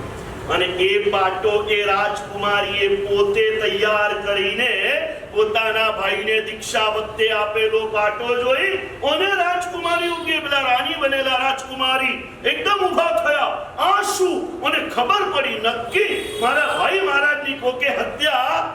આ વિચારે બેહોશ થઈને ઢળી પડ્યા. દાસીઓ આવી રાજાને સમાચાર મળ્યા. હોશમાં આવીને રાણી ધ્રુસકે રડે. રાજા પૂછે શું થયું? એને રડતા રડતા આખી હકીકત કીધી. હવે રડવાનો વારો રાજાનો.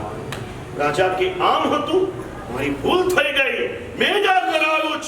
અને એ વિચાર આખી ધારા કીધી અને પ્રાયશ્ચિતની અંદરમાં એ જ ઓઘાને શુદ્ધ કરી મહારાજા સ્વયં દીક્ષા લઈને નીકળી ગયા. જ્ઞાની ગુરુ ભગવંતને પૂછ્યું કે આવા પરિણામ કેમ જાગ્યા? ત્યારે ખંદક મુનિનો પૂર્વ ભવ બતાવ્યો.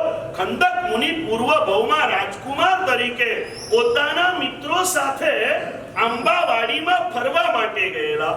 ફરીને આંબાના ઝાડ નીચે બેઠા. માળીએ આંબાનો ટોપલો લાવીને આપ્યો અને કેરી સુધારવા માટે મિત્રો બેઠા. દરેક મિત્રોએ અલગ અલગ કેરી હાથમાં લીધી. આ રાજકુમારે પણ એક કેરી હાથમાં લીધી. મને ક્યારેક હજી યાદ નથી આવતું શૈલેષભાઈ, પણ આ પાપ નક્કી મારા દ્વારા થયું જ હશે. થયું જ હશે એવું લાગે જ. એ પ્રાયશ્ચિત મારે કરવા પડશે એવું લાગે જ. આ ઘટના વાંચ્યા પછી એને કેરીની છાલ કાઢવાની ચાલુ કરી. સહજ રીતે છાલ કાઢતા કાઢતા ઉપરથી નીચે સુધીની છાલ અખંડ નીકળી. અખંડ નીકળી એટલે પેલા હાથમાં લીધી. રાજકુમારે બાળક જેવા હતા એ જુઓ જુઓ જુઓ, મેં આખી છાલ કાઢી, મેં આખી છાલ કાઢી. અને બાજુના બધા મિત્રો એની પ્રશંસા કરી. કમાલ કમાલ રાજકુમાર, તમે કમાલ કરી. છાલ જેની ઉતારીને એ પણ એક વનસ્પતિ કાયનો જીવ હતો. છાલ તો ઉતારી અને છાલ ઉતારવાનું ઘમંડ થયું, અભિમાન થયું. કેટલું સામાન્ય લાગતું પાપ છે ને પુણ્યશાળી. કેટલું આ બહેનો પણ ઘણી વખત ક્યાંક કાકડી સુધારવા કે પાઇનાપલ સુધારવા બેઠા હોય ને, નવી નવી ફેશનમાં સુધારી અને કદાચ એની ખુશીઓ મનાવતા હો તો સાવધાન બની જવાનું છે પુણ્યશાળીઓ. નાનકડા કર્મો એવી છાલ ઉતારી નાખશે. ભવિષ્યમાં ગયા ભવ પરંપરામાં પેલા રાજકુમાર ખંડક મુનિ બન્યા અને પેલો કેરીનો જીવ આ રાજા તરીકે બન્યો અને એના મનમાં એવા પરિણામ જગાડ્યા કે એની આખી છાલ નાનકડા લાગતા પાપો. એનું પરિણામ યાદ રાખજો. કબીરવડ ભારતનું સૌથી મોટું ઝાડ છે. ક્યાંક સ્ટેચ્યુ ઓફ યુનિટી જોવા જાવ તો ભેગા ભેગું કબીરવડ પણ જોઈ આવજો. એટલો મોટો લાંબો એનો ઘેરાવો છે. પણ ત્યાંનું કબીરવડ હોય કે આપણે કદાચ શાશ્વતની આજુબાજુમાં કે સામે યોગી પાર્કમાં એક વડનું ઝાડ હોય ને, બંનેનું બીજ તો આટલું જ. બીજ કોઈ પણ ઝાડનું નાનું હોય, એના ઘેરાવા અંદરમાં રહેલા બીજની તીવ્રતા અદીને કારણે થાય. કર્મ બધાના એક સરખા હોય, પણ કર્મ બંધ વખતના તીવ્ર કે લઘુ પરિણામ એ કર્મને આટલા વિસ્તારે પાપ કર્યા પછી એનો આનંદ માન્યો. કેવું સંભળાઈ દીધું પેલાને? એવી બે મારી દીધીને બીજી વાર આપણી સામે નજર નહીં કરે. એ તો નજર નહીં કરે પણ કર્મની નજરના. ઘણી જગ્યાએ દિવાલો પર એક વાક્ય હવે વાંચવા મળે છે, આપ સીસીટીવી કેમેરે કી નજર મેં. હમણાં વાંચવા મળ્યું. શરૂઆત જ્યારે સીસીટીવી કેમેરા થઈ ને, બોમ્બેના રોડ ઉપર વિહારો કરતા હતા અને ત્યાં બેસ્ટના બસ સ્ટોપ હોય ને, ત્યાં એક બોર્ડ લગાડેલું હોય, ઉપર વાલા દેખ રહા હૈ. કોણ જોઈ રહ્યું છે ભાઈ? ક્યાંય નહીં છૂટે પુણ્યશાળીઓ. કરેલા કર્મો ભોગવવા પડશે પડશે ને પડશે પુણ્યશાળીઓ. આવી ઐતિહાસિક સેંકડો ઘટનાઓ પ્રભુ મહાવીરના જીવનની કાનમાં ખીલા કેમ ઠોકાયા ભાઈ? કેમ ઠોકાયા? પૂર્વ ભવના સેવકના કાનમાં રેડેલા શિષ્યના કર્મ ઉદયમાં આવ્યા. ઋષભદેવને 400 દિવસના ઉપવાસ પૂર્વના કોઈ ભવમાં પડોશના ખેડૂતને 8મે અનર્તનમાં બોલો ને પાપ કર્યું નથી પણ પાપોપદેશ દીધો. એ પણ ભયંકર પાપ છે ભાઈ. અને તો એક વ્યવહારિક માર્ગ હતો એમ કહીએ તો. પેલો કીધું કે મારું બળદ બધું ખાઈ જાય છે તો કે કાંઈ નહીં, એના મોઢા પર જારી બાંધી દે એટલે ખાશે નહીં. કામ વખતે જારી બાંધવાની કીધેલી, પેલો કામ થયા પછી જારી છોડવાનું ભૂલી ગયો અને 13 ઘડી સુધી બળદ ભૂખ્યો રહ્યો. 13 ઘડીના કર્મ સત્તાએ ચક્રવર્તી વ્યાજ સાથે 13 મહિના સુધી ઋષભદેવના ભવમાં એને ભૂખ્યા ને તરસ્યા ભટકા. પરિણામ કેવું છે? પરિણામ એટલું બધું સાહેબ ભગવાન ખરાબ હતું કે આવું કરે. એ કહું છું, પરિણામ જે નતું પણ સામાન્ય રીતે આચરેલું પણ કર્મ જો એના પ્રાયશ્ચિત ન થાય ને, પેલું કહેવાય છે ને પગની અંદરમાં રસી ન થાય અને જો એને રસી થઈ જાય અને રસી ન કાઢો તો ક્યાંક પગ કપાવવાની નોબત આવીને ઊભી રહે. નાના પણ પાપનું જો પ્રાયશ્ચિત ન કરીએ ને તો ભયંકર દુઃખો ભોગવીને પણ એ પ્રાયશ્ચિત કરવું તો પડવાનું છે. સ્વેચ્છાએ કરી નાખો. અત્યારે નથી આવતું સરકારી સ્કીમ, ભાઈ તમારી જેટલી બી સંપત્તિ હોય જો તમે સ્વેચ્છાએ જાહેર કરી દેશો તો તમને બધું માફ, અને નહીં તો પછી ઈડી તો સમજા ને ભાઈ, પછી કેમ માફ નહીં થાય? એટલે સ્વેચ્છાએ પ્રાયશ્ચિત કરી નાખો તો બધું માફ. આવા નાના નાના સેંકડો ઇતિહાસો આપણી પાસે છે. એક તાજેતરની ઘટના કહી, એકાદ બે વાતો કહી અને તમને કર્મનો સંદેશ જણાવો છે પુણ્યશાળીઓ.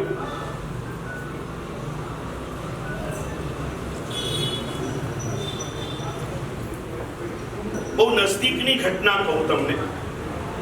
કેવી ઘટનાઓ આજે આપણી નજરમાં લગભગ વર્ષે એવા એક બે જેને કહેવાય ને કે હાઈફાઈ સમાચારો કહેવાય, એ ટાઈપના સમાચાર વર્ષે એક બે આવે છે કે બહુ મોટા ગજનો નેતા જેલ ભેગો થઈ જાય છે. વર્ષે એક બે જણાના તો આવા નંબર લાગે ને લાગે છે. કેમ ભાઈ? આ ભવમાં કરેલા આ ભવમાં જ મોકલે. હવે જ્યારે શિખરજી સંઘમાં ગયા ને પુણ્યશાળીઓ, તો MP પ્રવેશ કર્યો ને, તો MP ના જેટલા શહેરોમાં ગયા ને સંઘે સ્વાગત કર્યા. ગાવાવાળા બેન્ડ આવે, દરેક ગામના બેન્ડમાં અલગ અલગ ગીતો હતા, પણ એક ગીત બધે જ જગ્યાએ ફેમસ હતું, મને યાદ રહી ગયું. બહુ મજાના ગીતા હતા. એના શબ્દ હતા સ્નેહલભાઈ, ક્યારેક તમારા મોડે સાંભળશું. બહુ મજાના પદો, તમને આવડતું બી હશે, પણ આપણે યાદ કરીએ, પ્રસંગને અનુરૂપ છે એટલે એનું સ્મરણ કરીએ. એમાં લખેલું હતું કે ઇસ ભવ મેં જો ના મિલે પર ભવ મેં મિલતા હૈ, अपने अपने कर्मों का फल सबको मिलता है. રામ ને સીતાના વનવાસની અંદરમાં અને કલંકોની અંદરમાં પૂર્વ ભવના ઇતિહાસો છે. વેગવતી બ્રાહ્મણીના ભવમાં મુનિ ઉપર નિષ્કારણ આપેલું ચારિત્રના કલંકે સીતાને કેવી કલંકિત અને દુઃખી કરી એ ઇતિહાસ રામાયણ દ્વારા આપણે જાણીએ છીએ. દ્રૌપદીના ભવમાં 5 પતિની એક પત્ની બનીને પણ સતી રહી શકી એ ધર્મનો પ્રભાવ, પણ 5 પતિની પત્ની બનવું પડ્યું ને એ પૂર્વ ભવમાં બાંધેલા કર્મનો પ્રભાવ છે. સાધ્વી તરીકે રહેલો દ્રૌપદીનો આત્મા એક ચકલી 5 ચકલા સાથે મોજ કરે છે અને એને મનમાં વિચાર આવે છે કેવી ભાગશાળી છે કે એક રેબડ 5 ને ભોગવવા મળે છે. નાનકડો આવેલો વિચાર, સંયમના પ્રભાવે મનુષ્ય ભાવ મળ્યો છે, સતીત્વ મળ્યું છે, પણ આ એક વિચાર એક જ ક્ષણ માટે આવ્યો. આગળ પાછળનું નિર્મળ મનથી પણ પાળેલું ચારિત્ર, એના પ્રભાવે બધું જ સારું મળ્યું, પણ પ્રાયશ્ચિત વિના રહી ગયેલા આ વિચારે સતી તરીકેના ભવમાં પણ એને 5 પતિની પત્ની બનાવી દીધી છે. કોઈ પણ કાર્ય, શાસ્ત્રોમાં લખ્યું છે કે કારણ વગર કાર્ય બનતું નથી. મૂળમાં અને બીજા કોઈના કર્મો નથી હોતા, મારા જ પોતાના બાંધેલા કર્મો હોય છે. કોઈ મારું સન્માન કરે, મારા પુણ્યનો ઉદય છે. કોઈ મારા પાપ અપમાન કરે, એ મારા જ પોતાના પાપનો ઉદય છે. કોઈને દોષ દેવા જેવું નથી. ઘણીવાર દાખલો આપું પુણ્યશાળીઓ, એક પોસ્ટમન તમારે ત્યાં આવે. હવે પોસ્ટમનનું કામ બહુ ઓછું થઈ ગયું, પણ એક જમાનો હતો, એને તમારા હાથમાં કિરીટભાઈ કાર્ડ આપે, પોસ્ટ કાર્ડ.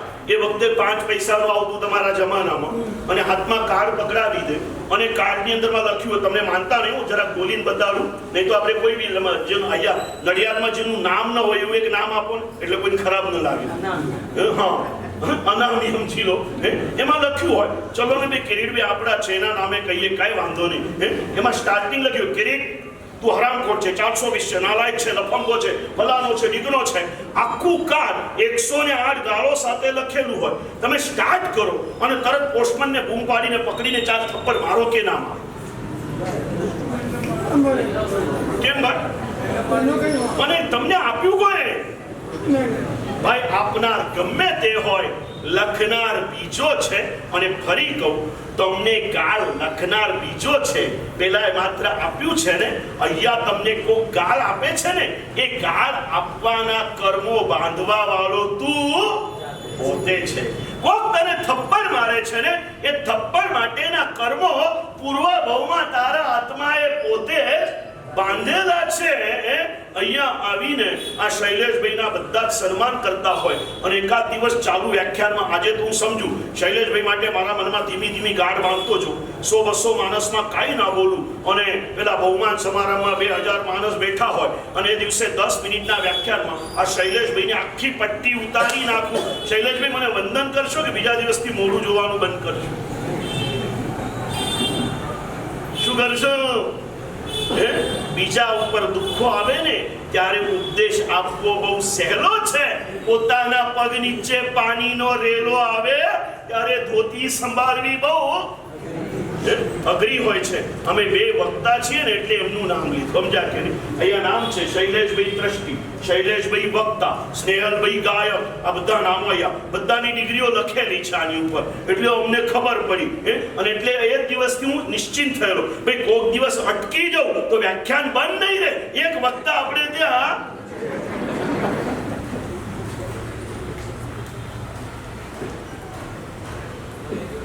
સન્માન કરનાર પણ પોસ્ટમેન છે, અપમાન કરનાર પણ પોસ્ટમેન છે. આપણે જ બાંધેલા કર્મ આપણને ભોગવવા પડે છે. કોઈ કાળે છૂટતા નથી. બનેલી તાજી ઘટના કહું. 25 વર્ષ પહેલા કોર્ટની અંદરમાં એક ખૂનીને હાજર કરવામાં આવ્યો. જજે પૂછ્યું, ખૂનીએ કોઈ પણ જાતની અપીલો વિના પોતાનો ગુનો કબૂલ કરી લીધો અને કાયદાની તરતૂબ પ્રમાણે જજે એને ફાંસીની સજા આપી. સજા અપાઈ ગઈ. છેલ્લો જ કેસ હતો આજનો. એને લઈને પોલીસો બહાર નીકળ્યા. જજ ઊભા થયા. જજના મનમાં બહુ વેદના. કેદીએ પોતે જ કબૂલ કર્યું એટલે કઈ દલીલનો અવસર જ ના રહ્યો. હવે બહાર નીકળ્યા ને કોર્ટના રૂમની, એટલે પોલીસ એને લઈ જતા હતા. જજે બૂમ પાડી એટલે પોલીસ ઊભા રહ્યા. જજ એની નજીક ગયા અને જઈને જજે પૂછ્યું કે ભાઈ, તે કબૂલાત આપી એટલે કાયદા પ્રમાણે મેં તને ફાંસીની સજા આપી દીધી છે, પણ સાચું બોલ કે જેના માટે મેં તને સજા આપી છે એ ખૂનનો ગુનો તે કર્યો તો ખરો? એટલે પેલાને થોડી બચવાની આશા બંધાઈ. બોલો કે સર સાચું કહું, મને પોલીસોએ જબરજસ્તી કરેલી હતી અને હું બહુ ગરીબ ઘરનો માણસ છું. હું જો હા પાડી દઉં ને તો બહુ મોટી રકમ મારા પરિવારને મળવાની હતી. એટલે મેં કીધું આખી જિંદગી જીવીને જેટલું નહીં કમાવું ને એટલી એકવાર મોટી મારા પરિવારને મળતું હોય તો મોત સ્વીકારી લઉં. એટલે મેં હા પાડી છે. પણ સર સાચું કહું છું, મેં આ ખૂન કર્યું જ નથી. મેં આ ખૂન. હવે જજને ધર્મ સંકટ થઈ ગયું. નિર્દોષને ફાંસીએ ચડાવવાનું પાપ મારાથી કઈ રીતે? જજ કે સાચું બોલજે, એટલા માટે તને કહું છું કે જે ખૂન માટે મેં તને સજા કરી છે ને, આ ખૂનની ઘટના જ્યારે બની ને એ મેં નજરે જોઈ છે.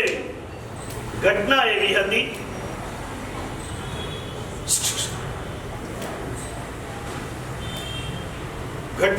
હતી, ધર્મેન્દ્રભાઈ, જજ સવારે નદી કિનારે ફરવા માટે ગયેલા.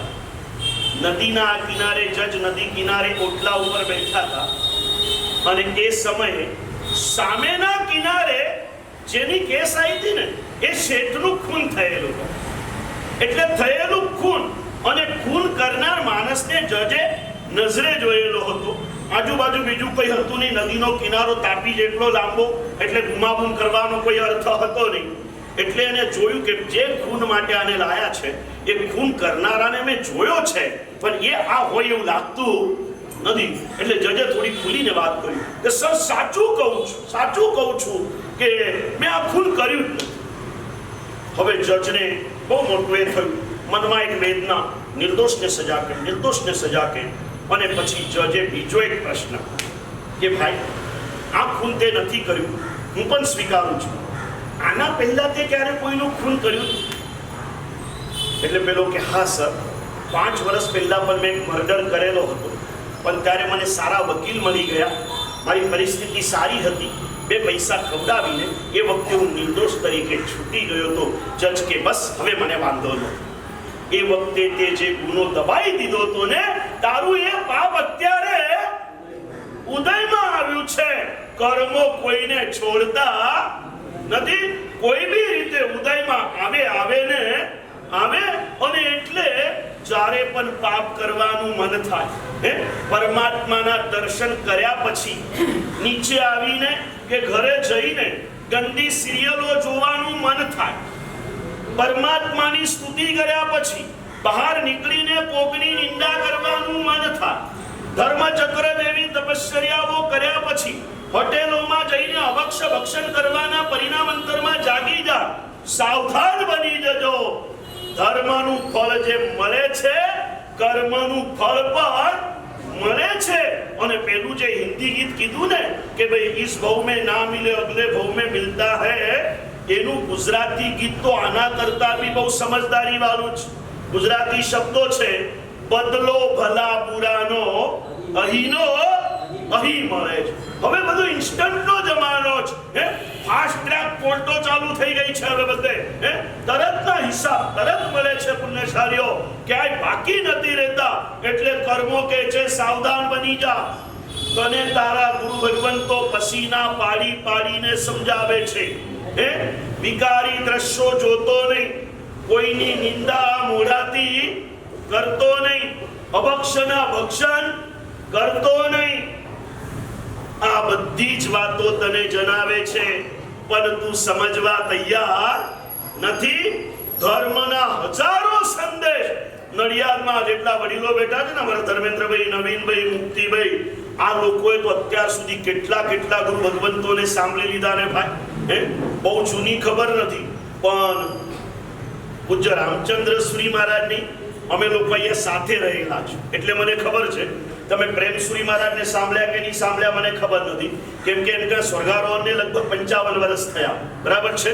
પણ પૂજ્ય રામચંદ્ર સુરી મહારાજ જેવાને તમે સાંભળ્યા, પૂજ્ય ભુવનબાનુ સુરી મહારાજ, પૂજ્ય ચંદ્રશેખર મહારાજ, પૂજ્ય રત્નસુંદર મહારાજ, પૂજ્ય હેમરત્ન મહારાજ, આપણા ઉપકારી ગુરુદેવ જગવલ્લભ સુરી મહારાજ, એવા કેટલાય મોટા ગચ્છાધિપતિઓ, આચાર્યો, પ્રભાવક પ્રવચનકારો, આ બધાને સાંભળીને આ બધા બેઠા છે. જેટલા વડીલો બેઠા ને આ બધાને સાંભળીને બેઠા. એક ગામમાં ગયો, મેં કીધું ભાઈ તમને કેમ કઈ અસર નથી થતી? મને એક જણ કે સાહેબ અમે તો તમારા જેવા કેટલાયને બોલાયા ને પાછા, તમે તો આજે આવ્યા, અમે તો કાયમ ના છીએ. આવો છો, ખૂબ આનંદ. જ્યારે જવાના હોય ત્યારે અસર કરવી પડશે. નહીં માનો, ધર્મના સંદેશ સાંભળીને જો નહીં સુધરો, આ ભવમાં ભોગવવા પડશે. બહુ વર્ષો પહેલા જેમને તમને વર્ષી તપના પારનામાં નિશ્રા આપીને, એ ગુરુ ભગવંતનું નામ તમને યાદ છે? વર્ષી તપના પારનામાં કોણ હતું ભાઈ? મહાબોધિ સુરી મહારાજ. વર્ષી તપ ચાલુ કરાવવામાં કોણ હતું? ના, હું તો મહેમાન તરીકે આવેલો હતો. વર્ષી તપની સંપૂર્ણ ભૂમિકા યશ કલ્યાણ મહારાજને તીર્થપ્રેમ મહારાજે બનાવેલી હતી. હું તો છેલ્લો અઠવાડિયું આવ્યો તો એક મહેમાન તરીકે પુણ્યશાળીઓ એમને ભૂલવાના નહીં. એક આખી ભૂમિકા, બહુ મજબૂત ભૂમિકા એમને સર્જન કરી દીધેલી હતી. હું તો છેલ્લા અઠવાડિયું આવી ગયો, પેલા બિચારા સેન્ચુરી કરીને આખો સ્કોર ઉભો કર્યો અને છેલ્લા બોલ પર 1 રન લઈને કોઈએ વિનિંગ શોટ મારી લીધો અને બધો યશ કોને મળે ભાઈ? એવા ખોટા યશ હું લેતો નથી, પણ મારે એ જ કેવું છે, તમે મૂળને ભૂલીને ફળ તરફ નજર કરો છો. હું હતો એ જવા દો. આખી ભૂમિકા કોઈએ ઊભી કરી હતી ભાઈ? એ યશ કલ્યાણ મહારાજ કમરના દુખાવા, કેટલી બધી ભયંકર બીમારીઓ વચ્ચે અડગ રહીને બધી મહેનત કરેલી. તીર્થપ્રેમ મહારાજની રાત દિવસની મહેનતો એ મુનિવરોને ભૂલતા નહીં. આ બધું હતું ને એ મહાબોધિ સુરી મહારાજ જ્યારે મહાબોધિ વિજયજી હતા ને, અમદાવાદમાં જૈન નગરના જૂના ઉપાશ્રયમાં એમનું વ્યાખ્યાન મને હજી યાદ છે. ત્યારે હું શ્રોતા તરીકે સાધુ જીવનમાં બેઠો હતો. એક ભાઈએ પ્રશ્ન કર્યો કે સાહેબ, ધર્મ કરવાનું મન એટલે નથી થતું કે પેલું ફળ છે ને, એટલે કઈ સંસારનું કામ કરીએ ને તો તરત એનું ફળ દેખાય છે. ધર્મનું ફળ પણ જો તરત મળે ને તો અમને ધર્મ કરવાનું પણ એ વખતના મહાબોધિ વિજયજીએ જવાબ આપેલો ચિંટુભાઈ કે ચાલો આપણે નક્કી કરીએ, ન્યાય બે બાજુ સરખો. ધર્મના ફળ અને કર્મના ફળ બંને તમને ઇન્સ્ટન્ટ મળે. પેલા ભાઈ કે હા, તો કે આપણે હું પરમાત્મા પાસે જઉં, તમે જેવી ભગવાનની પૂજા કરો ને, તમારા આંગળીમાં હીરાની વીંટી આવી જાય, બરાબર ને? ઇન્સ્ટન્ટ ફળ. તો પૂજા કરો ને ભાઈ. જેવી તમે પરમાત્માની પૂજા કરો, તમારા હાથની અંદરમાં હીરાની વીંટી આવી જાય અને ઘરે જઈને જેવું ટીવી ચાલુ કરો એટલે અંગૂઠો અને આંગળી તૂટી જાય.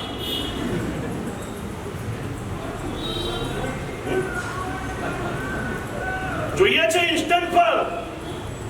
ધર્મનું ઇન્સ્ટન્ટ ફળ મળવા માટે તૈયાર છે, સાથે કર્મનું પણ ઇન્સ્ટન્ટ ફળ મેળવવાની તૈયારી ખરી ને ભાઈ? કર્મો યાદ રાખજો, ધર્મનું ફળ ભલે મોડા મળે. કેમ કે તમને કહું, કોથમીર છે ને 2 કલાકમાં ઉગી, આંબાને ઉગતા વાર લાગે. ધર્મના ફળ ધીરે ધીરે મળે. અને હજી આગળ બહુ સ્પષ્ટ કહું, સમય ઉપર કહીશ. આજે ઘણો સમય નથી લેવો, આજે હું સમયસર છોડવાનો જ હતો, પણ મેં 1.5 કલાકનો સમય નક્કી કર્યો છે. એટલે ઘણી વખત આ ક્રિકેટ મેચમાં બી ક્યારેક 2 કલાક લેટ ચાલુ થાય ને તો લોકો વધારીને આપે છે. એટલે 11 વાગે છોડવાનું હતું, 9:30 ચાલુ કરીને મેં 10 વાગે ચાલુ કર્યું. એટલે હું 11:30 તમને છોડી દઈશ, બહુ ઈમાનદારીથી છોડી દઈશ. પણ ઈમાનદારી હું આજે છોડવામાં રાખીશ, તમારે કાલે આવવામાં રાખવાની છે પુણ્યશાળીઓ. વચગાળામાં થોડો સમય બી મારે આપવાનો હતો શૈલેષભાઈને આગળની જાહેરાતો માટે, પણ એક ધારાની અંદરમાં ચાલ્યા. આ 5 મિનિટ મારી થઈ ગયા પછી બીજી 5 મિનિટ સંઘના કાર્યો, સંઘના સભ્ય તરીકે સભ્યતાપૂર્વક અહીંયા બેસીને બધાએ સાંભળવાના છે. સમજી ગયા ને પુણ્યશાળીઓ? સભ્ય એને જ કહેવાય જેનામાં સભ્યતા રહેલી હોય અને સંઘના કાર્યોની જાણકારી અપાતી હોય. ત્યારે કોઈ અગાધ કારણ વગર ઉઠી જવું, એમાં આપણી સભ્યતા ક્યાંય ટકતી નથી. પુણ્યશાળીઓ, આટલી સાવધાની રાખવાની છે. કર્મની વાત મારે તમને કહેવી છે. આવા સેંકડો ઇતિહાસો આપણી પાસે. દર વર્ષે 2-4 લોકો આ રીતે જઈ રહ્યા છે. કોઈ રીતે કેટલા બધા દુઃખોના પહાડ તૂટી રહ્યા છે. અતિ ઉગ્ર પુણ્ય પાપાના યૈવ લભતે ફલમ, જેને અત્યાર સુધી તમે ચડેલા માનો છો. રોજ ન્યૂઝપેપરમાં એક નવા દેશનું નામ આવે છે. ત્યાં અકાળ વધી રહ્યા છે, ત્યાં દુઃખો વધી રહ્યા છે, ત્યાં મોંઘવારીઓ વધી રહી છે, ત્યાં બેકારીઓ વધી રહી છે. જેને જોઈને તમે અહીંથી છોડીને ત્યાં ભાગ્યા છો ને, ત્યાં બધાના ભાગ્ય ફૂટી રહ્યા છે. જે કઈ છે બધું સારું, આના જેટલું સારું બીજે ક્યાંય નથી. આપણે ત્યાં બધું જ મધ્યમ વર્ગ તરીકે મધ્યમાં રહેલું છે. આ બધું છે. આ કર્મો એક પ્રકારના ઉદયમાં તરત આવે છે. સારા કે ખોટા કર્મો, નાનકડા 2 દ્રષ્ટાંત આપી કર્મનો સંદેશ કહી અને રોકાઈશ. પેલા પોઝિટિવ દ્રષ્ટાંત આપું કે અત્યંત શુદ્ધ ભાવ સાથે આરાધેલો ધર્મ આ ભવમાં જ કઈ રીતે ફળ આપે છે. સેંકડો વર્ષના ઇતિહાસમાં શત્રુંજયના સર્વપ્રથમવાર મહાઅભિષેક આપણી જિંદગીની જાણકારીમાં કરાયા હોય તો કોઈના તરફથી કરાયા હતા? રજનીભાઈ દેવડી અને શાંતિચંદ બાલુભાઈ, 2 મિત્રો. આ રજનીભાઈ દેવડીના જીવનની નાનકડી ઘટના તમને કહું. બોરસદવાલા સાધ્વીજી રત્ન પ્રભાશ્રીજી, આ કમલ પ્રભાશ્રીજીને બધા એક જ ગુરુની નીચે લ્યો. અમારા ધર્મ માતા કહીએ તો રત્ન પ્રભાશ્રીજી.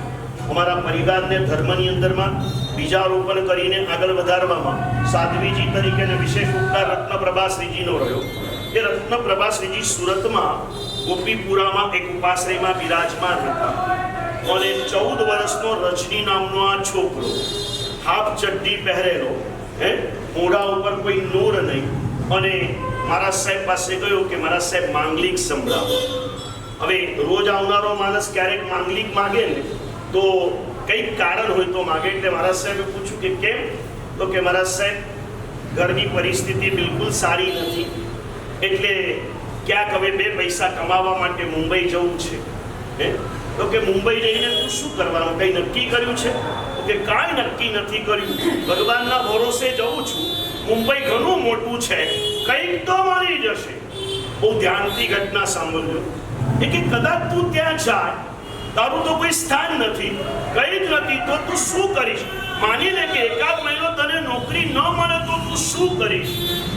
એ કે ગુરુદેવ, કોઈ બી જગ્યાએ એકાદ આંબેલ શાળામાં રોકાઈ જઈશ અને ત્યાં આંબેલ શાળામાં પીરસીશ અને પછી આંબેલ ખાતામાં જમી અને નોકરી શોધવા માટે જઈશ.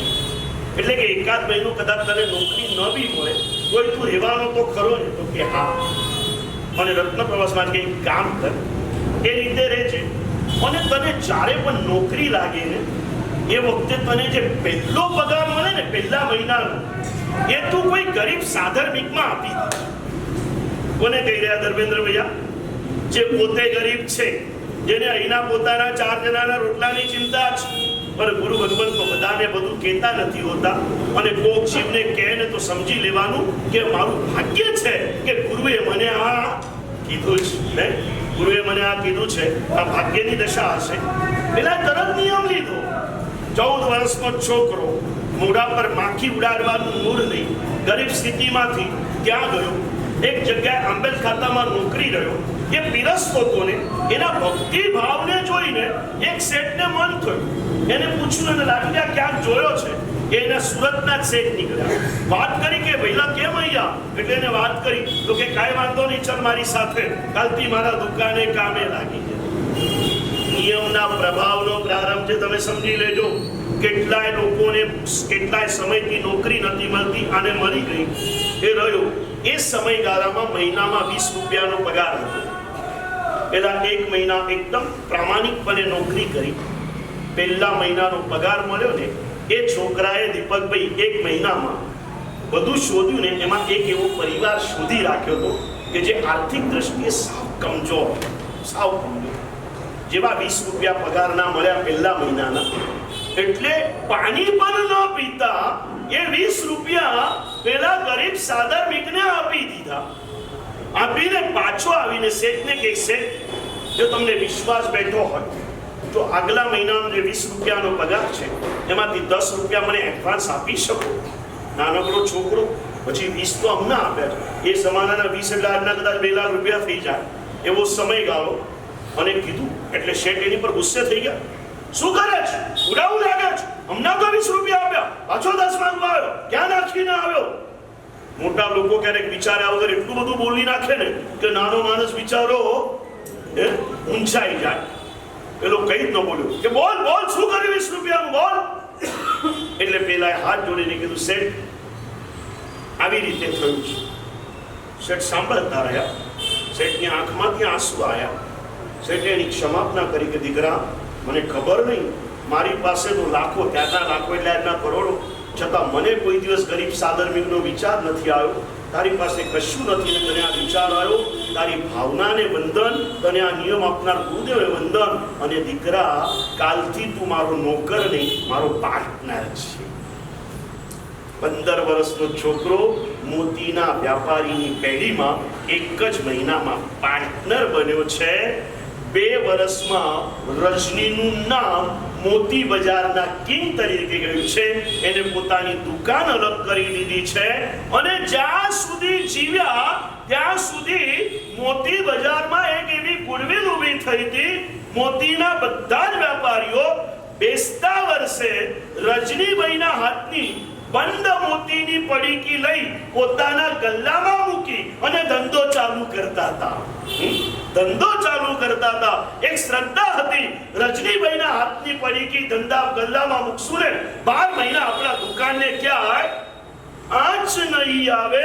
અને આ રજનીભાઈ દેવડી એમને એક નિયમ, ક્યાંક નિયમ કરજો પુણ્યશાળીઓ, એક નિયમ એ જમાનામાં હતો, રોજ સવારે ઉઠીને 10,000 રૂપિયા સુધીનું દાન ગરીબો, જીવદયાઓ કે સાદરમીકમાં નહીં કરું ત્યાં સુધી બ્રશ નહીં કરું. જેને પોતાના રોટલાના સાસા હતા, અતિ શુદ્ધ ભાવે કરેલા પુણ્યનો આ પ્રભાવ હતો. અતિ શુદ્ધ ભાવે આરાધેલા ધર્મનો આ પ્રભાવ હતો. આ જવા દો, હવે તમને એક નેગેટિવ ઘટના કહી અને આપણે રોકાઈશું. એ જ મુંબઈની બીજી ઘટના. લાલબાગમાં ગુરુદેવ પ્રેમશ્રી મહારાજનું ચોમાસું, ભાનુ વિજયસિંહ મહારાજાના વૈરાગ્ય રસ જગતા પ્રવચનો ચાલે. મુંબઈનો એ સમય એટલે 9:30 થી 11 ના પ્રવચનો ચાલતા. અને 11 વાગે પ્રવચન છૂટે ને એટલે આમ જ્યારે માર્કેટમાંથી લોકો નીકળ્યા એટલા લોકો બહાર નીકળે. અને 11 વાગ્યા હોય ને એટલે 40-50 ઠાણા પ્રેમશ્રી મહારાજ સાથે રહેતા. એટલે 4-5 સાધુઓ ગોચરીની જોડીઓ લઈને નીચે ઉતરે. જૂનો ઉપાશ્રય શૈલેષભાઈ જોયો હશે, લાકડાના એ પગથિયા નીચે ઉતરે. હજી વ્યાખ્યાન આખું વૈરાગ્ય રસથી જલતું પૂરું થયું હતું. અને હજી તો લોકો નીકળે પેલા 5 સાધુઓ જોડીઓ લઈને નીકળ્યા ને એક શ્રાવક બીજાને કે જોયું, આ ગુરુ મોટા વૈરાગ્યના ઉપદેશ આપે અને આ ચેલાઓ ખાવા નીકળ્યા. આ ચેલાઓ ખાવા નીકળ્યા બોલે ને એના પહેલા એના જીભમાં લખવા લાગ્યું. સત્ય ઘટના કહું છું તમને. આ અતિ ઉગ્ર પુણ્ય પાપાના ઇહૈવ લભતે ફલમ. એક સાધુ માટે આવા વિચાર અને પેટ લઈને બેઠા છે. ગોચરી તો જાય ને એ ગોચરી લેવા નીકળ્યા તને દેખાય છે. એ ગોચરીમાં શું લે છે જોવા તો જા ભલા માણસ. આ પૂછો, નીચે જે ઓરાવા રહેતા હોય લગભગ 35 આઈટમ નીચે હોય છે ને. અમારા સાધુ 7-8 થી 10મી આઈટમ ઓરી નથી આવતા ઉપર. તેના માટે ભાઈ પેટને ભાડું તો દેવાનું છે, કરવાનું છે, પણ કર્મ બાંધતી વખતે વિચાર કરજો, નહીં કરો. આ ભવના બાંધેલા માટે હવે આવતા ભવની રાહ નથી જોવી પડતી. ફાસ્ટ ટ્રેક કોર્ટો ચાલે છે પુણ્યશાળીઓ. અને એ કર્મો આ ભવમાં કરેલા, આ જ ભવમાં આવા તો કેટલાય દ્રષ્ટાંતો મારી પાસે છે. બાજુમાં બેઠેલા નમ્રવલ્લભ મહારાજનો દાખલો આપું તમને. 10 વર્ષ પહેલા એમના દીક્ષો ભર્યા, 2 કે 3 વર્ષનો. અમે મહારાજ બાજુ હતા. જાલનાની આગળ બાજુના ગામડાઓમાં, અને એમને અચાનક એવા કર્મનો ઉદય જાગ્યો ને, ઓછરી વાપરે ને ઉલટી થાય, આટલું ખાઈને આટલું નીકળે, અને પછી દશા એવી દીપકભાઈ, પછી અસર કઈ ન લાગે, તો માણસ કમજોર બને, કઈ જ ન લાગે, અને નીકળે. અને અમારું દરેકનું પોતાનું એક શ્રદ્ધા સ્થાન હોય.